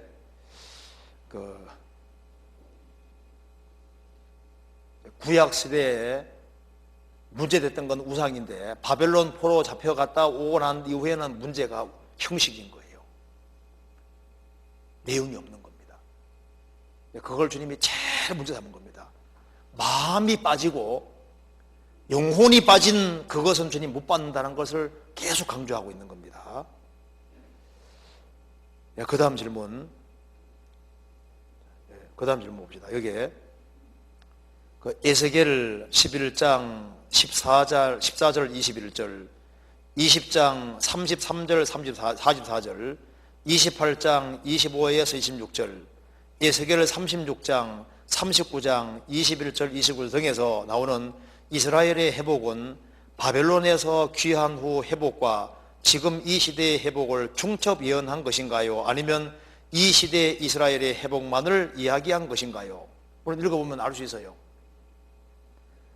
이스라엘 민족이 바벨론 포로 잡혀갔다가 돌아오는 것을 일부 얘기하면서 예수님 배척함으로 전능세계였던 유대인들이 돌아오는 것을 이중으로 얘기를 한 겁니다. 그 문맥부분 확인할 수 있습니다. 그런데 어떤 사람들은 말하기를 에스겔서에 나와 있는 모든 것은 바벨론 포로에서 돌아오는 것만 얘기했다는데 그건 황당한 얘기인 겁니다. 그건 틀린 얘기인 거예요. 여기에 에스겔서 이제 읽어보면은 바벨론 포로에서 돌아오는 이야기가 일부 있고 대다수는 이스라엘 민족이 이스라엘 땅에 돌아가고 난 이후에, 그러니까 예수님 배척한 이후에 전 세계에서 돌아오는 것을 얘기를 하고 있는 겁니다. 우리 한 구절만 봅시다. 에스겔 37장 봅시다. 에스겔 37장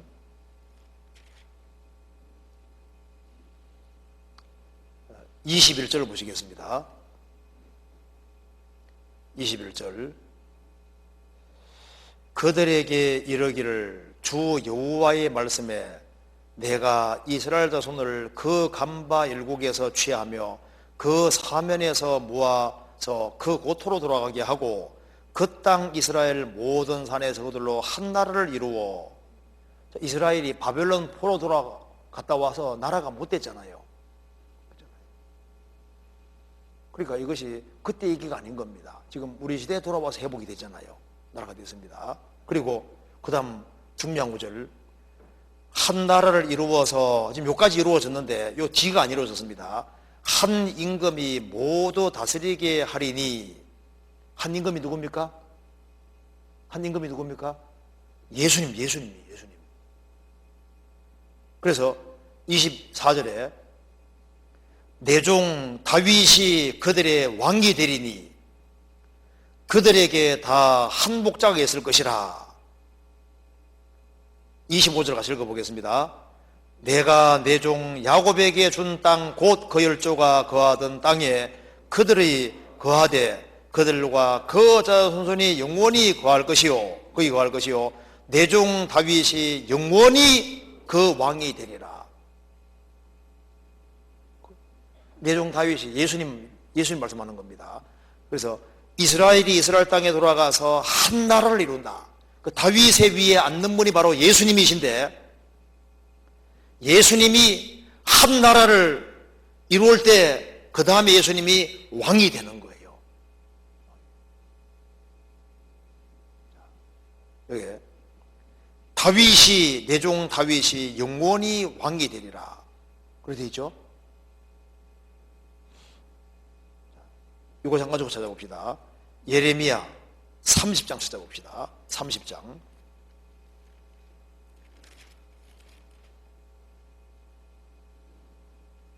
30장 7절 보시겠습니다.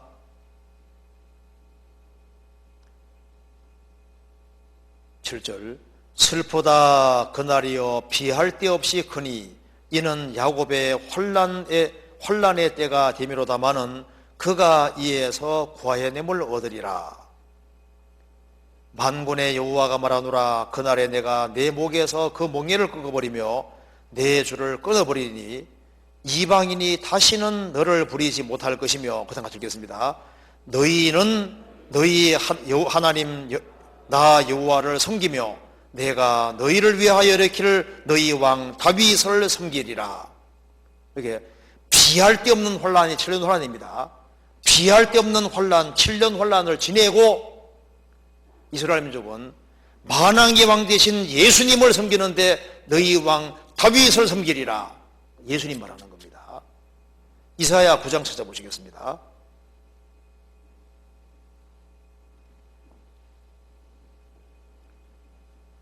(9장 6절입니다)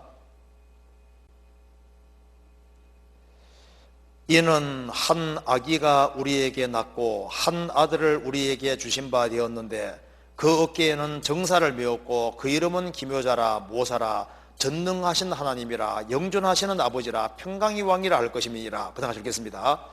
그 정사와 평강에 더함이 무궁하며 또 다윗의 위에 앉아서 그 나라를 굳게 세우고 자금 이후 영원토록 공평과 정의로 그것을 보존하실 것이라.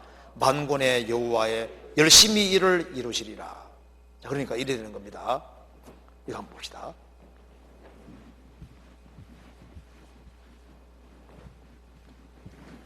그러니까 지금 이스라엘 독립이 왜 중요하냐 하면은 성경이 말씀하기를 이스라엘이 독립해서 한 나라를 이룬다. 한 나라를 이루어서 한 임금이 모두 다스리게 할 것이다. 한 임금, 그것이 다윗의 위에 앉는 분이라 그랬죠? 그분이 누굽니까? 예수님. 예수님이 위에 앉는데 이스라엘은 한 나라가 되고 난 이후에 피할 데 없는 환란, 7년 환란입니다. 그래서 예수님이 마태복음 24장에서도 창세로부터 이런 환란 없었고 후에도 없다 그랬습니다. 그리고 이 이스라엘 민족은 환란을 통과해서 여기서 구하의 냄을 입고 예수님이 기상재림할 때 예수님이 진짜 왕이 되어서 1000년 동안 왕으로 사시는 거예요. 그러니까 지금 이스라엘이 회복되고 난 이후에, 나라가 되고 난 이후에 예수님이 기상재림에서 이스라엘 왕이 되시고 천왕국 이르시니까 이스라엘 회복이 예수님의 재림의 가장 중요한 징조가 되는 거예요. 그렇죠? 이스라엘이 회복되고 난 다음에 예수님이 만왕의 왕으로 재림하셔서 천왕국의 왕이 되시는 거니까. 그래서 재림에 대한 징조 중에서 제일 중요한 것이 뭐냐 하면 이스라엘 회복인 거예요. 그렇잖아요. 우리는 이스라엘 민족이 회복되는 것을 다 봤습니다. 그렇잖아요. 자, 그리고 여기에 질문이 많이 있는데 마지막으로 이거 하나만 봅시다. 여기 질문이, 자, 구약 시대에 이스라엘 백성에게 말씀이 어떻게 전해졌는지 궁금합니다. 신명기와 여호수아를 보면 이 당시에는 선지자들을 통해서 구전된 것으로 보입니다. 왕정 시대인 시편을 봤을 때 다윗은 말씀을 묵상한 것으로 나오는데 열왕기하 22장, 23장을 읽어보면 hil기야가 율법책을 발견하여 읽어주는 장면이 나옵니다.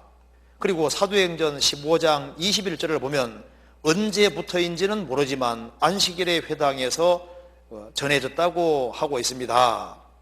시대별로 말씀이 어떻게 전해졌는지 구약사본은 언제 만들어졌는지 궁금합니다. 여기 이제 이스라엘 백성들에게 말씀이 어떻게 전해졌느냐, 아주 간단해요.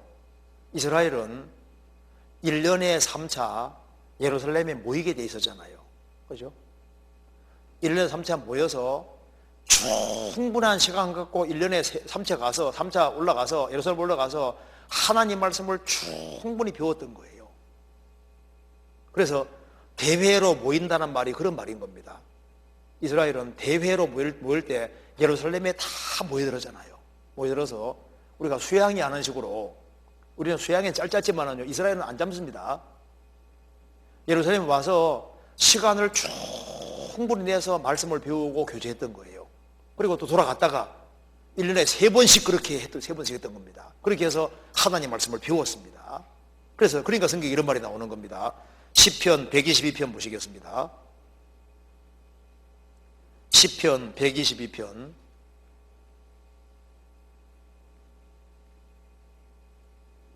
1절, 사람이 내게 말하기를 여호와의 집에 올라가자 할 때 내가 기뻐하였도다. 예루살렘아 우리 발이 내 성문 안에 섰도다. 4절, 지파들 곧 여호와의 지파들 12지파들이 여호와의 이름에 감사하려고 이스라엘의 전례대로 그리로 올라가는도다. 1년에 3차 올라가는 게 전례잖아요. 거기에서 판단의 보좌를 두었으니 곧 다윗 집의 보좌로다. 그래서 이스라엘은 1년에 3차 올라가서 하나님께 예배하고 제사하면서 거기에서 말씀을 충분히 배웠던 거예요. 성경 시편 40편 보시겠습니다.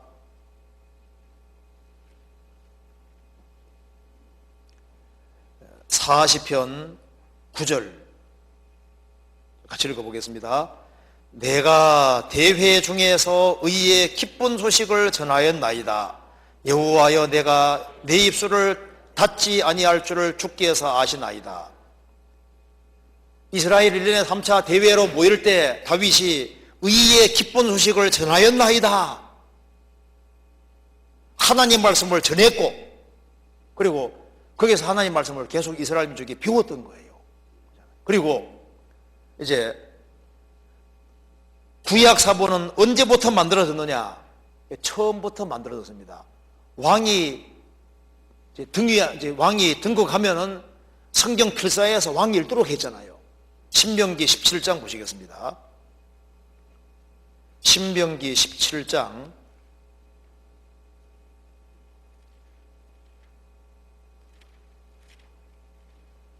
이게 사본 만든 것은 여기 나오죠. 17장 18절. 그가 왕위에 오르거든 레위 사람 제사장 앞에 보관한 이 율법서를 어떻게 해요? 등사하여. 등사가 뭐 하는 겁니까? 사본 만드는 거예요. 사본. 카피해서 평생에 자기 옆에 두고 읽어서 이렇게 돼 있죠. 그러니까 사본은 필사하는 것은 계속 있어 왔던 거예요. 계속.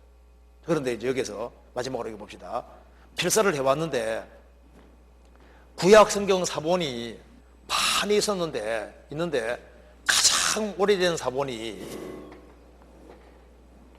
마소라 사본이라고 해서 AD 9세기 겁니다.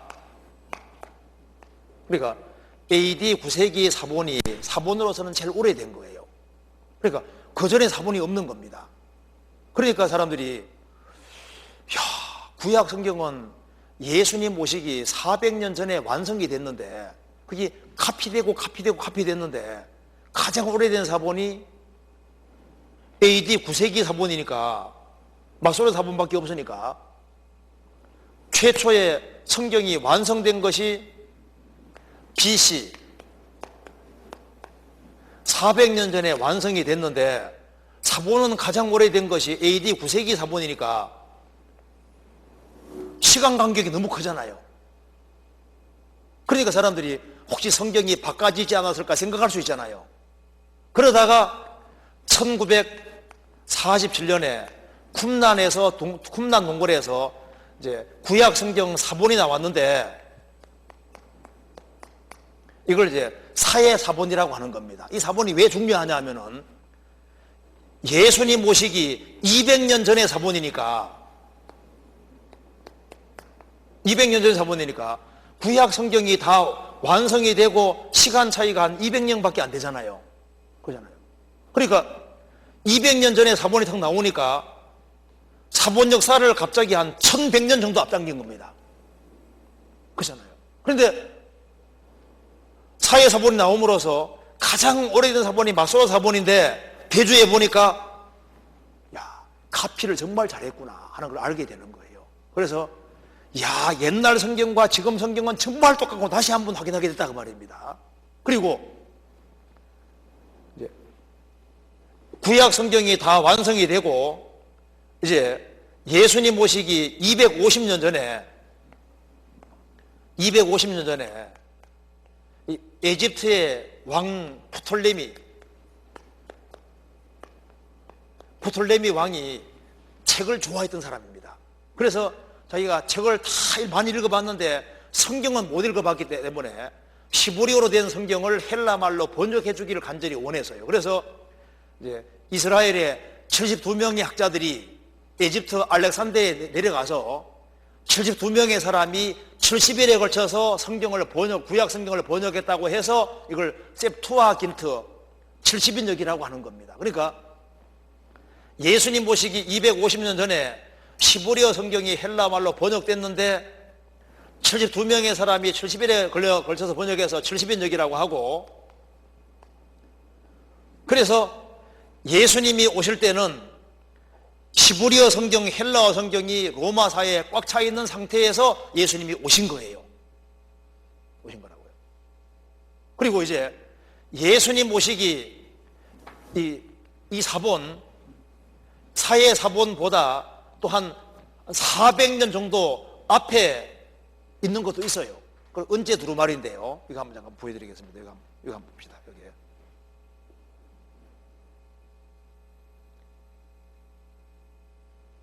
여기 보이죠?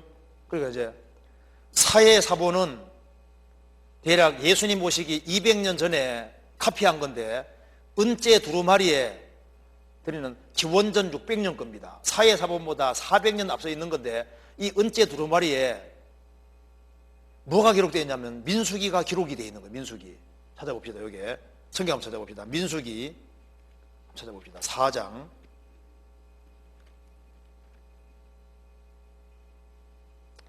민수기 6장 22절을 보시겠습니다.